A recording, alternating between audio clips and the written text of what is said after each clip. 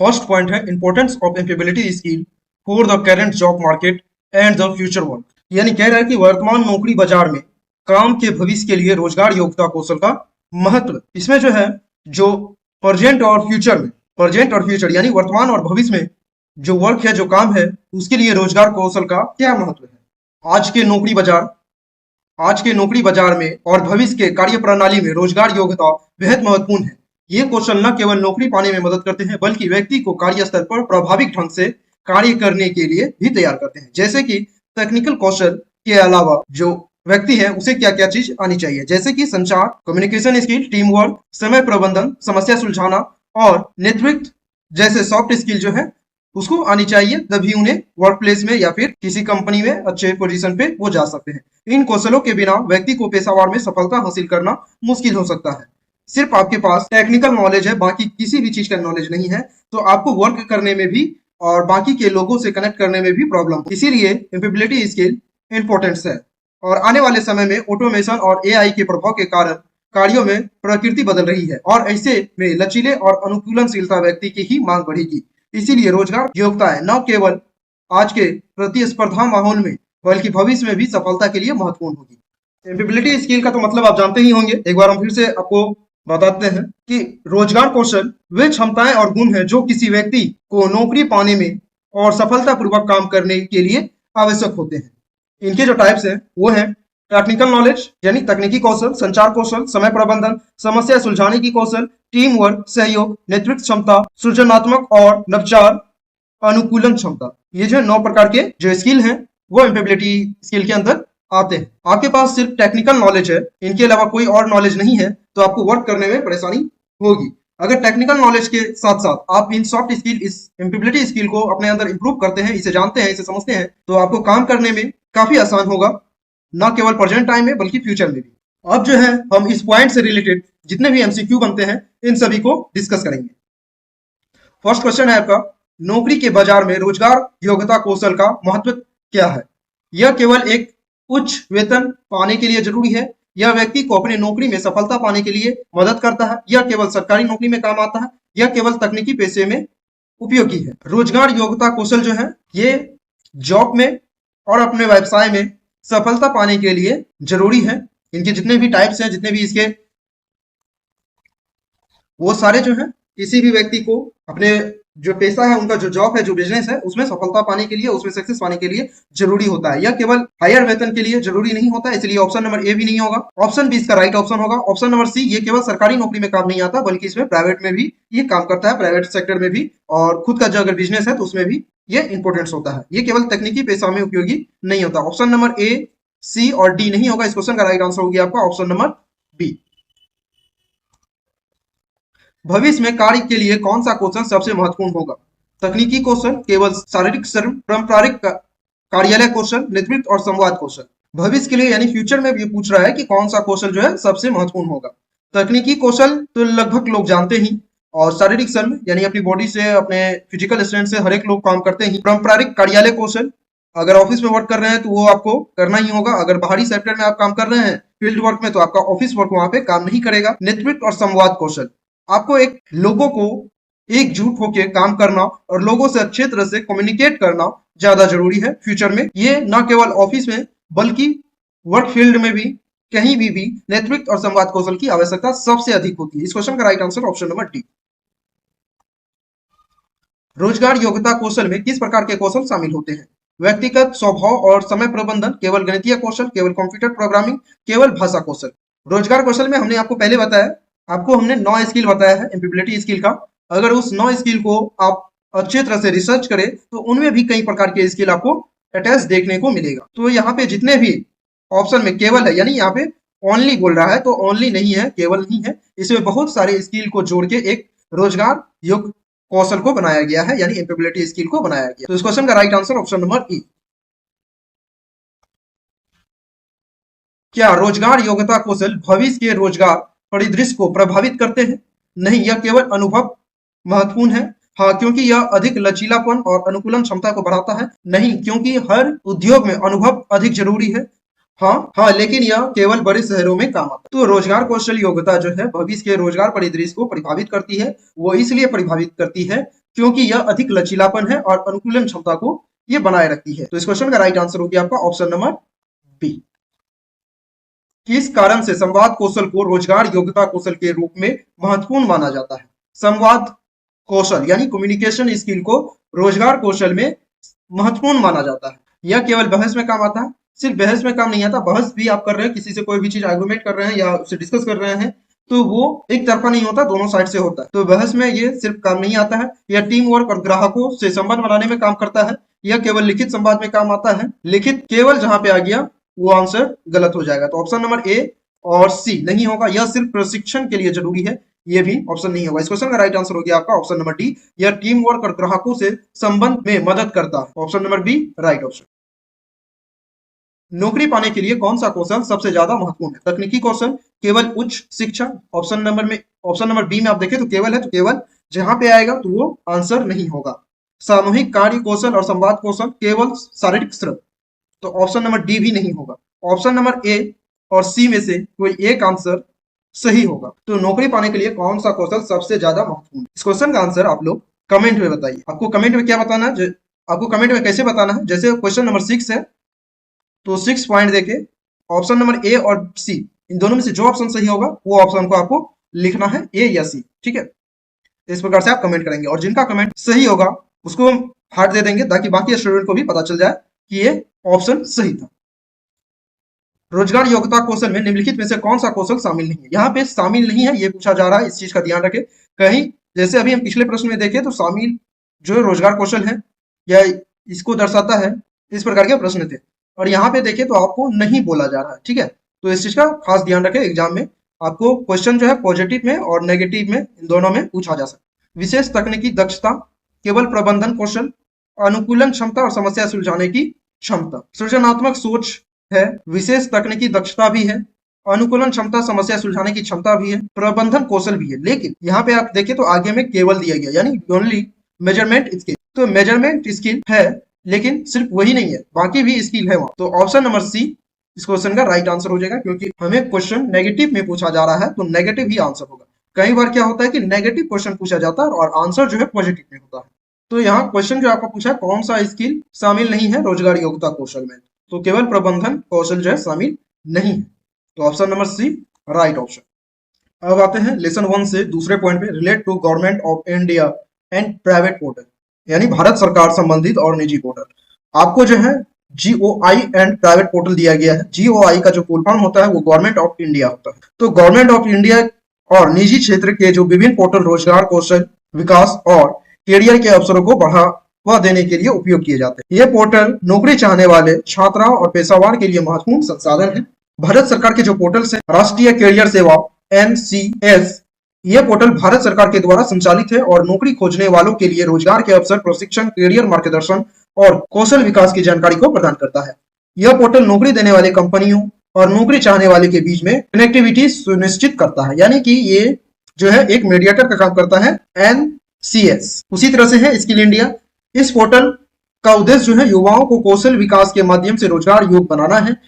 यह विभिन्न प्रशिक्षण कार्यक्रम की जानकारी और प्रोत्साहन देता है ताकि लोग आत्मनिर्भर बन सके और बेहतरीन नौकरी अवसर मिल सके। यहाँ पे आपको विभिन्न तरह के जो है प्रशिक्षण तरीके जो है ट्रेनिंग के वो दिए जाते हैं स्किल इंडिया पे। आपको प्रश्न पूछा जा सकता है कि स्किल इंडिया पे किस तरह के कार्यक्रम को दिया जाता है या उसको बढ़ावा दिया जाता है। तो प्रशिक्षण कार्यक्रम जो है यहाँ पे आपको स्किल इंडिया पे देखने को मिलता है। यहाँ पे कुछ सर्टिफिकेट भी मिलते हैं कुछ प्रशिक्षण करने के बाद जो है, और किसी किसी के नहीं होते, अधिकतर के सर्टिफिकेट आपको मिला जाता है।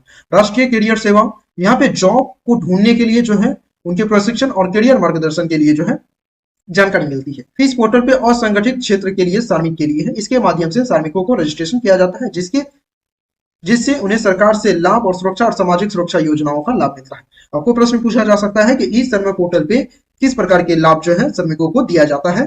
तो आप कह सकते हैं कि सरकार से जो लाभ मिलती है, जो सुरक्षा और सामाजिक सुरक्षा योजना है, उनके लाभ जो है श्रमिक इस श्रमिक पोर्टल से लेते हैं। मातृभूमि पोर्टल, यह पोर्टल विशेष रूप से महिलाओं को कौशल प्रशिक्षण और रोजगार के अवसर प्रदान करता है ताकि उन्हें आर्थिक रूप से आत्मनिर्भर बना सके। प्रश्न आपको पूछा जा सकता है मातृभूमि पोर्टल जो है किस चीज के लिए बनाया गया है या किन के लिए बनाया गया है? तो ये महिलाओं के लिए बनाया गया है।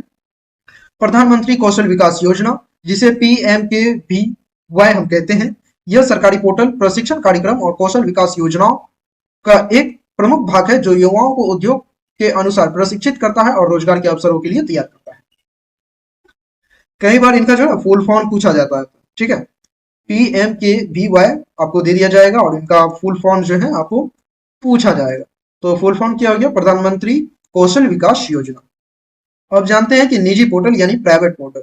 नौकरी.com यह भारत का प्रमुख निजी रोजगार पोर्टल है जहां नौकरी देने वाले और नौकरी खोजने वाले एक दूसरे से जुड़े रहते हैं।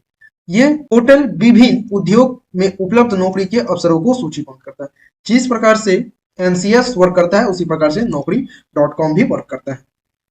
लिंक्डइन यह एक पेशेवर नेटवर्किंग प्लेटफॉर्म है जो नौकरी के अवसर के साथ साथ नेटवर्किंग, करियर मार्गदर्शन और पेशेवर विकास के लिए भी उपयोग किया जाता है। कंपनी और पेशेवर इस प्लेटफॉर्म का उपयोग एक दूसरे से जुड़े और करियर के अवसरों को साझा करने के लिए करते हैं। इंडेड यह एक और प्रमुख निजी पोर्टल है जो नौकरी तलाश करने वाले विभिन्न क्षेत्रों में उपलब्ध रोजगार के अवसरों की जानकारी प्रदान करता है। यहाँ पर नौकरी खोजने वाले का एक आसान तरीका है और नौकरी के बारे में विस्तृत जानकारी। मॉन्स्टर इंडिया यह एक प्रमुख जॉब पोर्टल है जो नौकरी तलाश करने वाले को सही क्षेत्र में रोजगार पाने में मदद करता है। इसमें नौकरी के साथ साथ रिज्यूम बनाने और करियर काउंसलिंग की जैसी भी सुविधा प्रदान की जाती है। प्रश्न आएगा कि मॉन्स्टर इंडिया में जॉब के साथ साथ यानी जो नौकरी है उनके साथ साथ किस तरह की सेवाएं प्रदान की जाती है? तो रिज्यूम बनाना और करियर काउंसलिंग जैसी सेवाएं इसमें प्रदान की जाती है मॉन्स्टर इंडिया में। टाइम्स जॉब यह भी एक प्रमुख निजी पोर्टल है यानी ये प्राइवेट कंपनियां हैं जो नौकरी देने वाले और उम्मीदवारों को जोड़ता है। यहाँ विभिन्न क्षेत्रों नौकरी की सूची होती है और यहाँ उम्मीदवारों को अपने कौशल के आधार पर नौकरी खोजने में मदद मिलती है।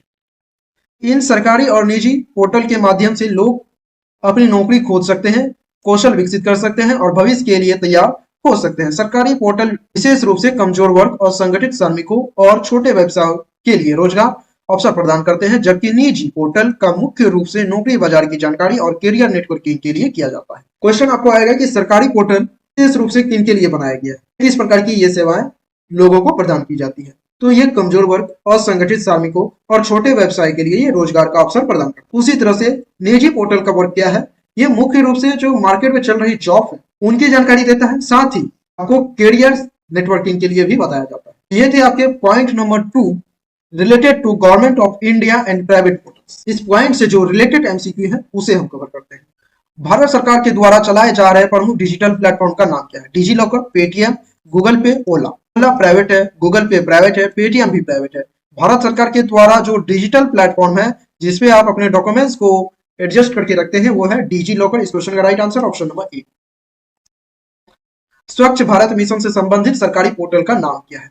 जो भी पॉइंट है, ठीक है, यहाँ पे आप देखें तो related government of India and private portal, हमने जो आपको पोर्टल्स बताए हैं हमने एक सिंपल की तरह तैयार किया है। अगर आप इस चीज को अगर देखें तो इनकी थ्योरी ही इतनी लंबी हो जाएगी जिनके क्लास अगर किए जाए तो 1 घंटा से ज्यादा की बनेगी। इसलिए हम सारी चीज को शॉर्ट टर्म में लेके चल रहे हैं, लेकिन प्रश्न जहां से आ रहे हैं तो बड़े प्रश्न है, छोटे प्रश्न है, प्रश्न कहां से आएंगे उन सभी को अटैच किया है। इस वीडियो में आपने जॉइंट 1 के जो आपने MCQ देखा होगा कि ये MCQ हमने पहले भी कवर नहीं कराए हैं। तो इसमें से एक प्रश्न या 2 प्रश्न होंगे जो पहले हम कवर कराए हैं, लेकिन बाकी के जो 5 प्रश्न थे वो हमने कवर आपको नहीं कराए थे। ये सारे प्रश्न छिपे हुए हैं, यानी ये कहाँ पे दिए जाएंगे, किस जगह से पूछ लिए जाएंगे, इसका कोई अता पता नहीं है। इसीलिए आपको पढ़ना ज्यादा जरूरी है। हम बार बार कहते हैं आपको कि बुक ज्यादा इंपॉर्टेंट है, आप बुक को पढ़िए। साथ में अभी इंटरनेट का जमाना है तो इंटरनेट पे उन सारे पॉइंट को सर्च करके आप पढ़ सकते हैं। अगर नहीं, हमारे द्वारा जो नोटबुक तैयार किया गया है आप इसको परचेज करके आराम से पढ़ सकते हैं। और जो भी वीडियो आ रहे हैं, जितने भी छुपे हुए प्रश्न आ रहे हैं, कि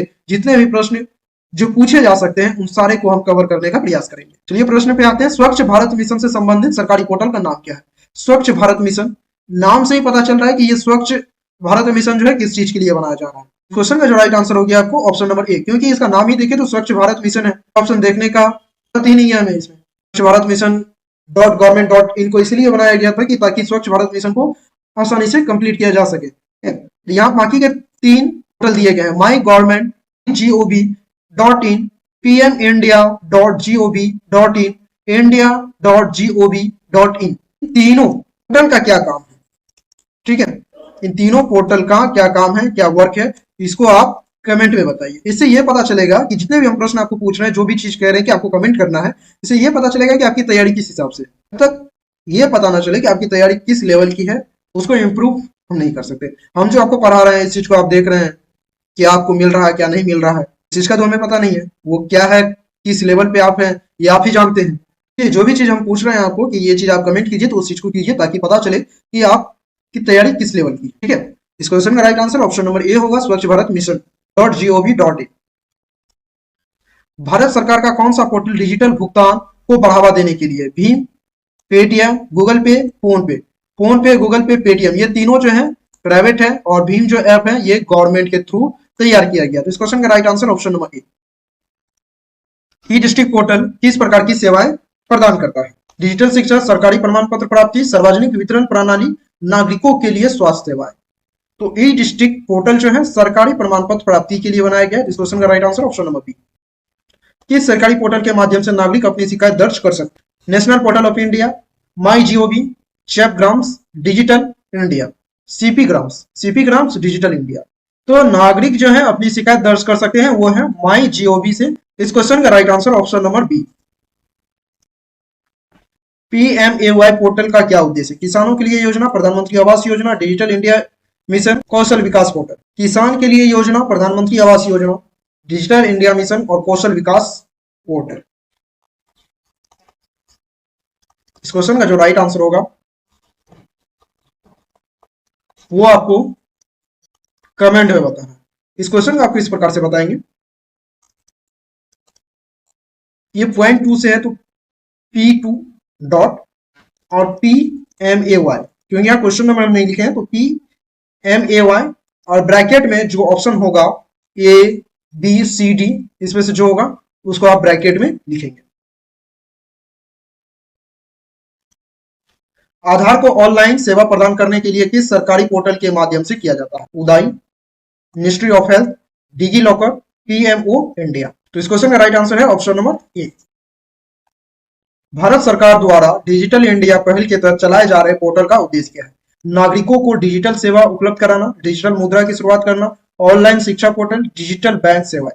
तो भारत सरकार के द्वारा जो डिजिटल इंडिया की जो पहल है, जो स्कीम चलाई जा रही है, इस पोर्टल का उद्देश्य क्या उद्देश्य है ये पूछा जा रहा है। तो नागरिकों को डिजिटल सेवा उपलब्ध कराना है। इस क्वेश्चन का राइट आंसर ऑप्शन नंबर ए।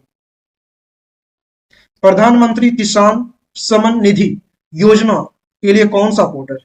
pmkisan.gov.in, mygov.in, farmer.gov.in, pmindia.gov.in। सबसे पहले चीज ये देखिए, यहाँ पे प्रधानमंत्री है, प्रधानमंत्री यानी पीएम किसान। यहाँ आप देखें तो किसान है, इसमें आप देखें तो किसी भी ऑप्शन में किसान, किसान ऑप्शन नंबर ए में दिया गया है और ऑप्शन नंबर सी में फार्मर दिया गया। फार्मर का हिंदी किसान, तो यहाँ किसान है, किसान सम्मान निधि। तो किसान के अगर यहाँ के आ रहा है तो ऑप्शन नंबर ए आपका सही होगा। इसका पोर्टल जो यही है, प्रधानमंत्री किसान .gov.in। हमने आपको इस प्रकार से इसलिए बताया कि आप यहाँ पे देखें तो प्रधानमंत्री पीएम और किसान के। अगर किसी किसी चीज में ये जो पोर्टल होते हैं वो चेंज होते हैं, लेकिन किसी में अधिकतर आप देखें तो उनके जो पोर्टल है उनके नाम के अकॉर्डिंग ही तैयार किया जाता है। तो इस क्वेश्चन का राइट आंसर ऑप्शन नंबर ए, पीएम किसान .gov।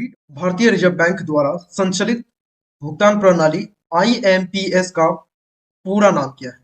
IMPS का जो है फुल फॉर्म जो है यहाँ पे आपसे पूछा जा रहा है एग्जाम में, फुल फॉर्म या फिर इसका विस्तार, पूर्ण विस्तार या विस्तार नाम क्या है, इस प्रकार के प्रश्न पूछे जा सकते हैं। या विस्तृत नाम क्या है, इस प्रकार से। Instant money Paytm system, immediate payment service, international money Paytm system, internet money Paytm service.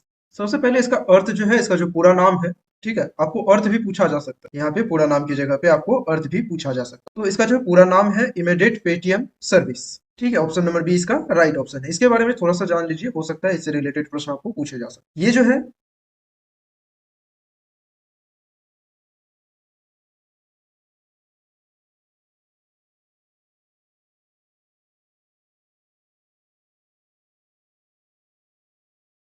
ये जो है national payment corporation of India के तहत जो है संचालित होता है, जिसको NPCI कहा जाता है। इसकी मदद से किसी भी समय पे पैसा जो है, रुपया जो है उसे भेज सकते हैं या फिर आप प्राप्त कर सकते हैं। इसकी जो विशेषताएं हैं, IMPS का जो विशेषता है वो है 24 घंटे ये वर्क करता है। 24 घंटे में आप कभी भी इसका इस्तेमाल कर सकते हैं। ये विभिन्न बैंक में यानी जितने भी बैंक हैं उनमें आप पैसा भेज सकते हैं या उनसे आप प्राप्त कर सकते हैं। ये मोबाइल बैंक और इंटरनेट बैंकिंग के माध्यम से किया जाता है। इनके जो लाभ है, जो एडवांटेज है, वो है, एक तो इनका जो फर्स्ट चीज मिलता है वो है सुविधा। इनमें सुविधा क्या है, इनका उपयोग करना काफी आसान है और तुरंत जो है लेन देन हो जाता है, इनमें कोई प्रॉब्लम नहीं आती है। सुरक्षा, ये सुरक्षित है, ठीक है, ये पूरी तरह से सुरक्षित है, इसका इस्तेमाल आप कर सकते हैं, इसमें कोई भी प्रॉब्लम आपको देखने को नहीं मिलेगा और इसका उपयोग करना काफी आसान होता है, लचीलापन होता है इसमें, जैसे कि व्यक्तिगत भुगतान और बिल भुगतान इत्यादि में भी आप आसानी से कर सकते हैं। तो जानते हैं कि बाकी चीजों में और इनमें क्या है, क्या अंतर मिलता है। आईएमपीएस के मुकाबले में जो है एनईएफटी और आरटीजीएस की लेन देन में समय सीमा होती है, यानी कि इन दोनों में जो है समय सीमा का निर्धारण किया जाता है, लेकिन आईएमपीएस में कोई भी समय सीमा का निर्धारण नहीं किया जा सकता, आप इसका इस्तेमाल कभी भी, और इनको यूज करने में काफी आसान होती है, आप मोबाइल बैंकिंग के थ्रू इसको कर सकते हैं, लेकिन इनको जो यूज करने में थोड़ी सी प्रॉब्लम आती है क्योंकि इनका जो है सर्विस है ये टाइम पीरियड के अनुसार चलता है और आपको बड़ा अमाउंट ट्रांसफर करना होता है तो आपको डायरेक्ट बैंक के थ्रू कांटेक्ट करना होता है और इनका यूज करना काफी आसान होता है। जैसे कि उपयोग जो है, आपको अपने बैंक अकाउंट, ठीक है, अपने बैंक में इनका जो मोबाइल ऐप आता है बैंक का, उसमें लॉगिन करना होता है सबसे पहले, और वहां पे आपको दूसरा जो ऑप्शन दिया जाता है कि फर्स्ट ये है कि आप अपने बैंक, मोबाइल बैंक जो है, मोबाइल बैंकिंग ऐप जो है उसमें जो है आप लॉगिन करें। उनके बाद आईएमपीएस का ऑप्शन को सिलेक्ट करना है। उनके बाद जो है, जैसे आज जिसको पेमेंट भेजना है, आईएफसी कोड और अकाउंट नंबर डालें उसमें, और चौथा इसमें ये करना है कि आपको जितनी अमाउंट भेजनी है उसको, वो अमाउंट आप उनको भेज के अपना काम कर सकते हैं। जैसे कि आप यूपीआई का इस्तेमाल करते हैं तो स्कैनर दिया जाता है, उसको स्कैन करके पैसा ट्रांसफर कर देते हैं, या यूपीआई आईडी होता है, वो आईडी डालने के बाद जो है आप पेमेंट करते हैं। उसी प्रकार से आईएमपीएस का इस्तेमाल करना आसान होता है, जैसे कि किसी भी फोन पे, गूगल पे जैसे आप पेमेंट करते हैं उसी हिसाब से इनका भी इस्तेमाल करना काफी आसान। तो यहाँ पे जो प्रश्न था, भारतीय रिजर्व बैंक के द्वारा संचालित भुगतान प्रणाली आईएमपीएस का पूर्ण नाम क्या है, वो है इमीडिएट पेमेंट सर्विस। इस क्वेश्चन का right answer option number B. अब जो है इनका तीसरा पॉइंट जो दिया गया है आपके सिलेबस के अकॉर्डिंग, कॉन्स्टिट्यूशनल वैल्यू सिटीजनशिप, संवैधानिक मूल्य और नागरिकता। अगर आईटीआई में लेसन की बात करें तो ये लेसन नंबर, जो न्यू सिलेबस है आईटीआई का, उनके अकॉर्डिंग ये लेसन नंबर 2 है और हमारे नोटबुक में भी ये लेसन नंबर 2 में अंकित है।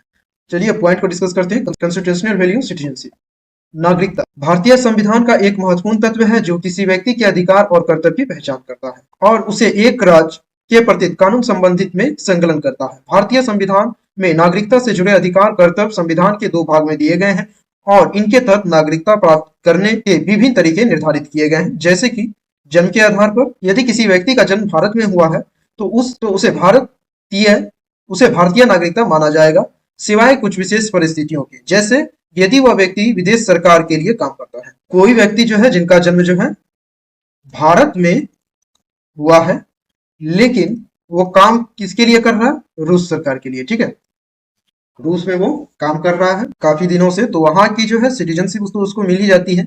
तो सिटीजनशिप अगर उसको वहां पे मिल गई तो भारत की जो सिटीजनशिप है वो समाप्त हो जाती है, या किसी भी और भी देश का ऑप्शन में, एग्जाम्पल में आप ले सकते हैं, समझाने के लिए मैंने रूस को लिया है।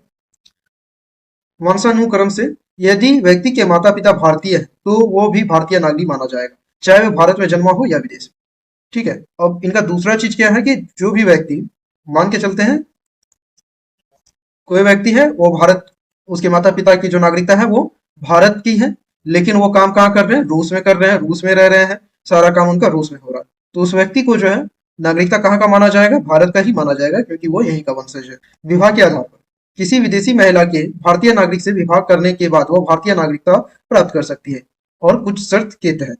कोई भी व्यक्ति, जैसे कि आप मान के चलते हैं, कि रूस की कोई महिला है, वो भारतीय जो नागरिक है यहाँ से वो शादी करती है, विवाह करती है, तो उस महिला को, जो रूसी महिला है, उनको भारत की नागरिकता दे दी जाएगी, लेकिन इनके लिए कुछ शर्त होते हैं, कुछ रूल रेगुलेशन बनाए जाते हैं, उनके तहत किया जाता है। किसी व्यक्ति को विशेष शस्त्र और समय अवधि के बाद भारतीय नागरिकता मिल सकती है यदि वह भारत में निवास कर रहा हो, और भारतीय समाज को पूरी तरह से समाहित हो चुका हो। समीक्षा और आवेदन। कुछ खास मामलों में जैसे कि भारतीय प्रवासी जिनकी विदेशी नागरिकता हो वे भारतीय नागरिकता के लिए आवेदन कर सकते हैं। भारतीय संविधान में नागरिकता के संबंध में समाज में समानता, स्वतंत्रता और भाईचारे के मूल्य को महत्व दिया गया ताकि हर नागरिक को समान अधिकार और सुरक्षा मिल सके। नागरिकता के साथ नागरिकों को राजनीतिक अधिकार, सामाजिक सुरक्षा और संवैधानिक द्वारा संरक्षित स्वतंत्रता मिलती है। इस प्रकार नागरिकता केवल एक कानूनी स्थिति नहीं बल्कि हमारे संविधान में निहित समानता और न्याय के सिद्धांत का भी प्रतिनिधित्व करती है। उम्मीद करते हैं कि इस पॉइंट को आप समझ गए होंगे। अब इनसे जो रिलेटेड प्रश्न बनते हैं, जो एमसीक्यू प्रश्न आपका बनता है, उसे हम डिस्कस करते हैं। जितने भी पॉइंट है, ठीक है, पॉइंट 1, पॉइंट 2, 3, 4, 5, 6, 7 एटसेट्रा जो भी है, इन सभी के पॉइंट को डिस्कस करेंगे। काफी शॉर्ट में डिस्कस करेंगे क्योंकि समय नहीं है इनके बारे में विस्तृत जानकारी के लिए, तो इनको शॉर्ट में डिस्कस करने के बाद जो है उनसे रिलेटेड जो एमसीक्यू बन रहे हैं उनको हम डिस्कस करते चलेंगे। वीडियो थोड़ा लंबा होगा लेकिन इसको जरूर देखिएगा, ये आपके एग्जाम के लिए काफी महत्वपूर्ण होगा क्योंकि एक छोटी सी जानकारी आपको कहीं ना कहीं मदद कर सकती है आपके एग्जाम में। जो पॉइंट आपको दिया गया है उस पॉइंट का एक शॉर्ट समरी हम लेके आए हैं इस वीडियो में। इससे अगर इस समरी आपका याद रहता है, इसके बारे में जो जानकारी हम दे रहे हैं इसे याद रहता है, जो भी आपके एमसीक्यू है वो आसानी से आप हल कर पाएंगे। चलिए अब इनके एमसीक्यू को सॉल्व करते हैं। पहला प्रश्न है पॉइंट 3 से, भारत में नागरिकता प्राप्त करने का अधिकार किस अनुच्छेद के तहत निर्धारित किया गया? अनुच्छेद 5, अनुच्छेद 6, अनुच्छेद 11, अनुच्छेद 12। अनुच्छेद से जो रिलेटेड प्रश्न होते हैं वो आपको 1 से 2 प्रश्न या फिर 3 प्रश्न ऐसे देखने को मिल सकता है एग्जाम में। तो इनके लिए आपको क्या करना है कि अनुच्छेद, ठीक है, अनुच्छेद जो है भारतीय संविधान में जो अनुच्छेद है उनकी संख्या है टोटल 448 और इनकी जो पहली संख्या थी वो 395 थी, लेकिन संशोधन के बाद जो है अनुच्छेद को बढ़ा दिया गया है और इसे लगभग 25 पार्ट में बांट दिया गया है। तो एक बार यूट्यूब पे आप सर्च करके अनुच्छेद को जो है, ठीक है, यूट्यूब पे या फिर गूगल पे जिससे आपको सुविधा हो उस पे जो है आप सभी अनुच्छेद को एक बार जरूर देख लीजिएगा कि कौन सा अनुच्छेद किस चीज के लिए वर्क करता है। तो आपको इस टाइप के जो प्रश्न आएंगे उसको सॉल्व करने में काफी आसान होगा। तो भारतीय नागरिकता प्राप्त करने के लिए करने का जो अधिकार है किस अनुच्छेद में निर्धारित किया गया है? तो ऑप्शन नंबर सी सही होगा, अनुच्छेद 11 में जो है निर्धारित किया गया है। इस क्वेश्चन का right answer option number C. भारतीय संविधान के तहत भारतीय नागरिकता का आधार क्या है? जन्म, वंश, प्रकृति क्रम, उपयुक्त में सभी। हम जब इनकी थ्योरी को आपको बता रहे थे नागरिकता की, तो इनमें आपको ये सारी चीज को बता दिए थे कि इनकी क्या आधार हो सकते हैं। ये 3 तो है ही, साथ में क्या है? विवाह और समीक्षा व आवेदन। ये 5 प्रकार से जो है भारतीय नागरिकता को प्राप्त कर सकते हैं, लेकिन इनके जो है टर्म और कंडीशन अलग अलग होते हैं। तो इस क्वेश्चन का राइट आंसर हो जाएगा ऑप्शन नंबर डी, उपयुक्त में सभी। भारत में नागरिकता के कौन से प्रकार नहीं होते? जन्म से नागरिकता, प्राकृतिक क्रम से नागरिकता, वंश से नागरिकता, दान से नागरिकता। नागरिकता कभी भी दान पे नहीं दिया जाता। तो इस क्वेश्चन का right answer option number D. Bharat में विदेशी नागरिक को नागरिकता देने के लिए कौन सा अधिनियम है? भारतीय नागरिकता अधिनियम 1995, भारतीय संविधान, भारतीय राष्ट्रीयता अधिनियम, भारतीय विदेशी नीति अधिनियम। इस क्वेश्चन का राइट आंसर है ऑप्शन नंबर ए, भारतीय नागरिकता अधिनियम 1995। 1995 में इस अधिनियम को लागू किया गया था। इस क्वेश्चन का राइट आंसर ऑप्शन नंबर ए। यदि कोई व्यक्ति भारत में जन्म लेता है तो वो भारतीय नागरिकता होगा। इसके लिए 3 शर्त को पूरा करना होगा। माता पिता का भारतीय नागरिकता होना जरूरी है, व्यक्ति का जन्म भारत में हुआ हो यही पर्याप्त है। ये पर्याप्त नहीं है, अगर वो दूसरे देश के लिए काम करता है तो ये पर्याप्त नहीं है, उनकी नागरिकता यहाँ की नहीं रहेगी। ऑप्शन नंबर सी है, दोनों माता पिता में से कोई एक व्यक्ति भारतीय नागरिकता हो।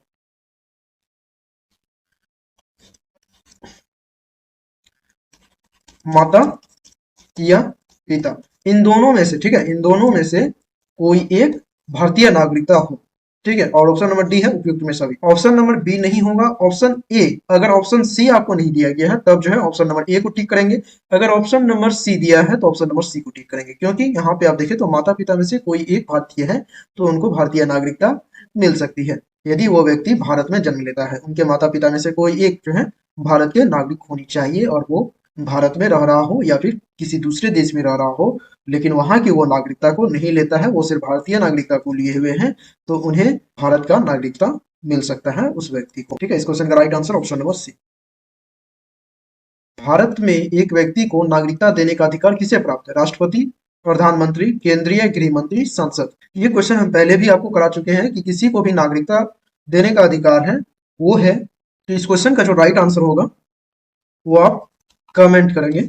ठीक है, क्वेश्चन नंबर 6 P3। ठीक है, P3 ये पॉइंट 3 से है। ठीक है, पॉइंट 3 से है। Question number 6, option A B C D इनमें से जो ऑप्शन आपको सही लग रहा है हम पहले बता चुके हैं। अगर आपको याद होगा तो वो ऑप्शन को आप यहाँ पे लिखेंगे और कमेंट करेंगे, और जिनका कमेंट सही होगा उनको जो है हार्ट दे दिया जाएगा, ताकि इससे दूसरे स्टूडेंट समझ जाए कि ये ऑप्शन सही था। ठीक है, भारत में नागरिकता का अधिकार किस संवैधानिक अनुच्छेद में उल्लेखित है? अनुच्छेद 19, अनुच्छेद 5 से 11, अनुच्छेद 14, अनुच्छेद 32। अनुच्छेद 11 के तहत जो है, अनुच्छेद 11 के तहत जो है भारत में नागरिकता का अधिकार है, और इसमें आप देखिए तो 5 से 11 दिया गया है। 5 से 11, अनुच्छेद 5 से 11। तो 5 से 11 का क्या मतलब है वो हम आपको बताते हैं। अनुच्छेद 5, इनका मतलब है कि 26 जनवरी, ठीक है, 26 जनवरी 1950, 1950 से पहले, 1950 से जो पहले भारत में निवास कर रहे थे, या जिनका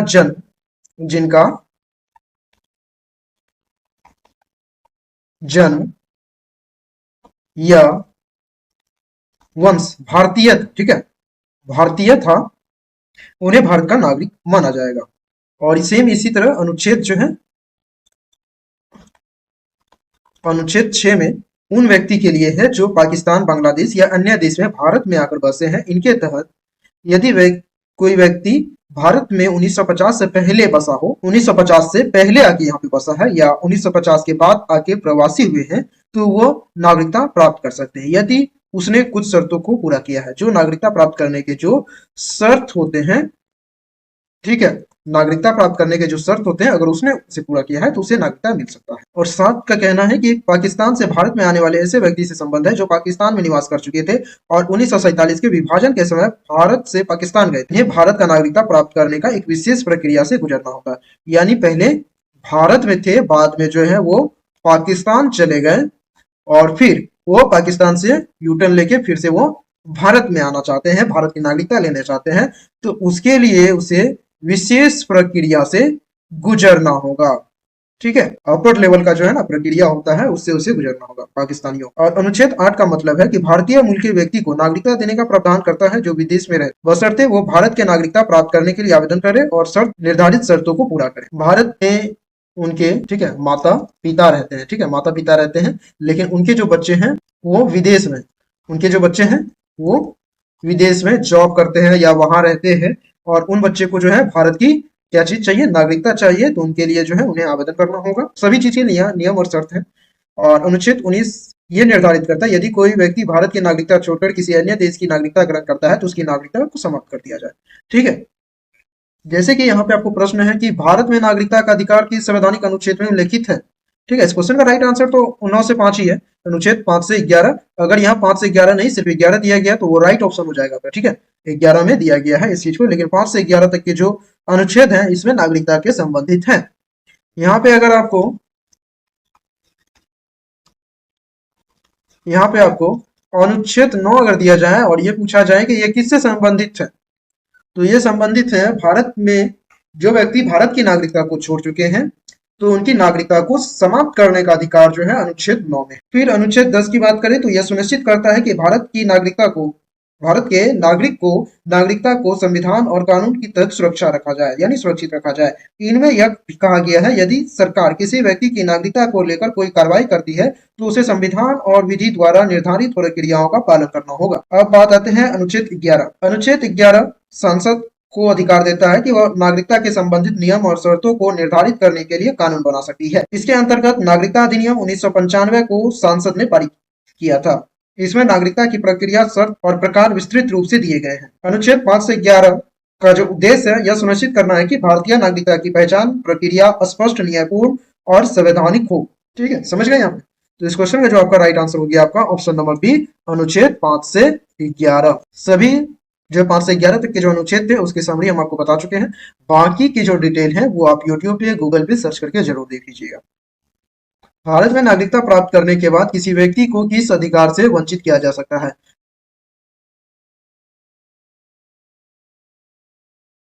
कोई व्यक्ति जो है विदेश से, ठीक है, विदेश से आके भारत का जो है नागरिकता को वो प्राप्त करता है, ठीक है। प्राप्त करने के बाद जो है उस व्यक्ति का अधिकार से वंचित किया जा सकता है, यानी कि जो उनका अधिकार है उनसे उनको वंचित किया जा सकता है। तो यहाँ ऑप्शन में आप देखिए तो मतदान का अधिकार, शिक्षण का अधिकार, धर्म का अधिकार, उपयुक्त में सब। तो मतदान का जो अधिकार है इनसे उस व्यक्ति को वंचित किया जा सकता है, लेकिन कुछ विशेष परिस्थिति होगी तभी उन्हें वंचित किया जा सकता है। जैसे कि किसी व्यक्ति को कानूनी कारणों से निष्कासित करना, यदि कोई व्यक्ति भारत की नागरिकता खो देता है या उसके नाम से निर्वाचित सूची से हटा दिया जाता है। यह ज्यादातर होता है कि मतदान का अधिकार कई सारे लोग जो है खो देते हैं। जैसे कि कोई भी चुनाव होता है तो निर्वाचन, ठीक है, निर्वाचक जो सूची आती है, वोटिंग सूची, उससे उस व्यक्ति का जो है नाम को काट दिया जाता है। कई लोग अपने मतलब के लिए ऐसे करते हैं और कई बार होता है कि कोई फॉल्ट के कारण जो है इस चीज से उसकी नाम हटा दी जाती है, तो वहां पे वो मतदान नहीं कर पाते। पहला चीज तो ये हो गया। दूसरा चीज है निर्वाचन प्रक्रिया में भाग लेने के लिए आयोग घोषित किया जाना। यदि व्यक्ति किसी मानसिक अस्वस्थ या चुनावी अपराधों में दोषी पाया गया है। पहला है कि निर्वाचित सूची से उसका नाम को हटा दिया गया है, ठीक है, हटा दिया गया है। दूसरा है कि वो अस्वस्थ है, ठीक है, या फिर चुनावी अपराधों में दोषी पाया गया, तब जो है उनका मतदान का अधिकार को समाप्त कर दिया जाता है। लेकिन शिक्षण का जो अधिकार है ये मौलिक अधिकार है। धर्म का अधिकार जो है ये अनुच्छेद 25 के तहत सभी व्यक्ति को दिया गया है। तो इन दोनों को जो है ऑप्शन नंबर सी और बी को नहीं हटा दिया जा सकता है। इनसे इनसे व्यक्ति को वंचित नहीं किया जा सकता। वंचित किस चीज से किया जा सकता है?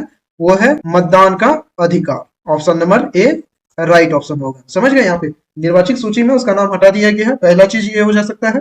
दूसरा चीज ये हो सकता है कि वो अस्वस्थ है, चुनावी अपराधों में दोषी पाया गया है। इनको लेके उनका जो है अधिकार जो है वंचित कर दिया जा सकता है। तो option number A right option हो जाएगा। भारतीय नागरिकता का सर्वोत्तम रूप क्या है? जन्म से नागरिकता, वंश से नागरिकता, प्राधिकरण से नागरिकता, सम्मानित नागरिकता। क्वेश्चन नंबर 9 का राइट ऑप्शन हो जाएगा आपका ऑप्शन नंबर ए जन्म से नागरिकता। किस स्थिति में एक भारतीय नागरिक की नागरिकता समाप्त हो सकती है? राष्ट्रीयता की शपथ लेने पर। वो राष्ट्रीयता की शपथ लेता है तो उसकी नागरिकता को समाप्त नहीं किया जा सकता। ऑप्शन नंबर ए नहीं होगा। किसी अन्य देश की नागरिकता लेने पर, आंदोलन के आदेश से, ये भी नहीं होगा। उपयुक्त में सभी ये भी नहीं होगा। किसी अन्य देश की नागरिकता लेने पर। भारत में जो भारत की नागरिकता उनके पास है, ठीक है, भारत की वो नागरिक है और वो रूस में जो है काम करते हैं। उनका काम वही है, वहीं पे रहना है। तो रूसी सरकार ने जो है उसे अपनी देश की जो है रूस की नागरिकता का जो है ऑफर उन्हें दिया है। तो वो अपने कंपनी के थ्रू या किसी भी और के थ्रू या आवेदन करके वो वहां की नागरिकता को लेता है, ठीक है। अगर वो रूस की नागरिकता को ले लिया है तो वो क्या हो गया? रूसी, ठीक है, रूसी नागरिक हो गया वहां पे, यानी रशियन हो गया। तो यहाँ पे उनकी भारत की जो नागरिकता थी उसको समाप्त कर दिया जाएगा। तो option number B right option होगा। नागरिक अधिकार और कर्तव्य, नागरिकता, समाज के प्रति जिम्मेदारी आदि, ये है पॉइंट नंबर 4 और ये जो है आपके लेसन नंबर 2 से है, संवैधानिक मूल्य और नागरिकता से। चलिए इस पॉइंट को डिस्कस कर लेते हैं। नागरिकता, अधिकार और कर्तव्य, ठीक है। नागरिकता और समाज के प्रति जिम्मेदारी भारतीय संविधान के महत्वपूर्ण अवधारणाएं हैं जो किसी नागरिक की भूमिका और दायित्व को निर्धारित करती। नागरिक अधिकार नागरिकों को संविधान के द्वारा प्राप्त किए गए अधिकारों का समूह नागरिक अधिकार कहलाता है। नागरिक अधिकार आपसे पूछा गया किसे कहलाता है, तो आप बोलेंगे नागरिकों को संविधान के द्वारा प्रदान किए गए अधिकार के समूह को नागरिक अधिकार कहते हैं या कहलाता है या कहा जाता है। यह अधिकार नागरिक को व्यक्तिगत स्वतंत्रता, समानता, न्याय सुनिश्चित करने के लिए हो, जैसे कि स्वतंत्रता का अधिकार, समानता का अधिकार, सुरक्षा का अधिकार, संवैधानिक उपचार का अधिकार। और नागरिक कर्तव्य जो है, नागरिकों के पास अधिकारों के साथ साथ कुछ कर्तव्य भी होते हैं जिसे निभाना अनिवार्य होता है। ये कर्तव्य समाज के प्रति नागरिक की जिम्मेदारी को दर्शाता है, जैसे कि संविधान का पालन करना, कानून का सम्मान करना, राष्ट्रीय ध्वज के और प्रतीकों का सम्मान करना, पर्यावरण की सुरक्षा करना। पर्यावरण की सुरक्षा जो है ये आपके संविधान में ही दिया गया है, तो कभी ऐसा कार्य ना करे जिससे पर्यावरण को नुकसान पहुंचे, ठीक है। पर्यावरण की सुरक्षा करना भी एक नागरिक का कर्तव्य है। शिक्षा प्राप्त करना और देश की प्रगति में योगदान देना। अब आते हैं नागरिकता। नागरिकता पहले भी डिस्कस कर लिए, लेकिन एक छोटा सा समरी इसका और देख लेते हैं। नागरिकता एक कानूनी स्थिति है जो निर्धारित करती है कोई व्यक्ति किसी विशेष देश का सदस्य या नहीं है। भारतीय नागरिकता के अधिकार संविधान द्वारा दिए गए जन्म, वंश, प्रकटीकरण या पंजीकरण के आधार पर प्राप्त की जा सकती है। समाज के प्रत्येक जिम्मेदारी, समाज के प्रत्येक नागरिकों की जिम्मेदारी केवल अपने अधिकार का उपयोग तक सीमित नहीं होती है, बल्कि इसका उद्देश्य समाज में शांति, सद्भाव और विकास को बढ़ावा देना भी होता है। नागरिकों को चाहिए कि वे दूसरों के अधिकार का सम्मान करें, सामाजिक समरसता बनाए रखें, देश की प्रगति में योगदान दें, सामूहिक जिम्मेदारी को साझा करें और दूसरों की मदद करें। नागरिकता अधिकार, कर्तव्य, नागरिकता और समाज के प्रति जिम्मेदारी के ये तत्व मिलकर लोकतंत्र को मजबूत बनाते हैं और सुनिश्चित करते हैं कि प्रत्येक व्यक्ति न्यायपूर्ण और सामाजिक तरीके से जी सके। ये था इसका एक शॉर्ट डिटेल्स। अगर इस पॉइंट को डीपली हम, अगर इन पॉइंट को जो है हम डीपली डिस्कस करें तो ये जो वीडियो है, ये जो क्लास है आपकी, ये काफी लंबा बन सकता है। इसीलिए इसको जो है हम क्या करते हैं, शॉर्ट में आपको बताते चलते हैं और इनसे जो रिलेटेड एमसीक्यू है उनको समझाते चलते हैं। पॉइंट 4 से जो रिलेटेड एमसीक्यू है उनको हम सॉल्व करते हैं। भारतीय संविधान के तहत किस अनुच्छेद में नागरिकों के मूल अधिकारों का उल्लेख किया गया है? अनुच्छेद 14 से 32, अनुच्छेद 19 से 21, अनुच्छेद 51A, अनुच्छेद 5 से 11। अनुच्छेद 5 से जो 11 है ये पहले भी हम बता दिए हैं, नागरिकता से संबंधित है। और अनुच्छेद 51A जो है ये विकसित करने के लिए है, नागरिक के कर्तव्यों से संबंधित है। ये अनुच्छेद 51A। अनुच्छेद 19 से 21, ठीक है, और 14 से 32। डायरेक्ट बात करते हैं अनुच्छेद 14 से 32 के बारे में। इसमें जो है भारतीय संविधान के तहत नागरिकों के मौलिक अधिकार का उल्लेख है 14 से 32 में।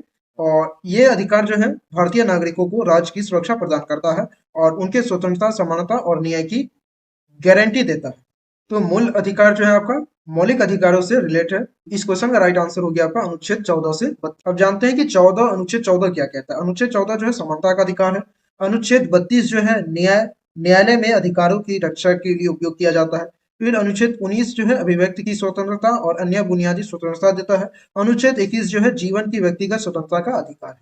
तो इस क्वेश्चन का राइट आंसर हो गया आपको ऑप्शन नंबर ए, अनुच्छेद 14 से 32।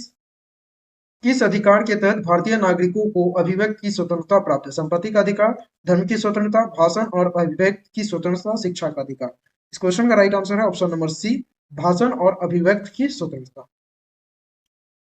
किस अनुच्छेद में भारतीय नागरिकों को संविधान के प्रति सम्मान और समाज के प्रति कर्तव्यों को पूरा करने का निर्देश दिया गया है? अनुच्छेद 51A। अभी हम पहले ही आपको बता चुके हैं कि ये इसमें जो है आपको विकास करने के लिए दिया गया है, नागरिकों के कर्तव्य से संबंधित रखता है अनुच्छेद 51A। अनुच्छेद 19 जो है आपका समानता का अधिकार है। अनुच्छेद 14 जो है आपका अभिव्यक्ति की स्वतंत्रता और अन्य बुनियादी स्वतंत्रता प्रदान करता है।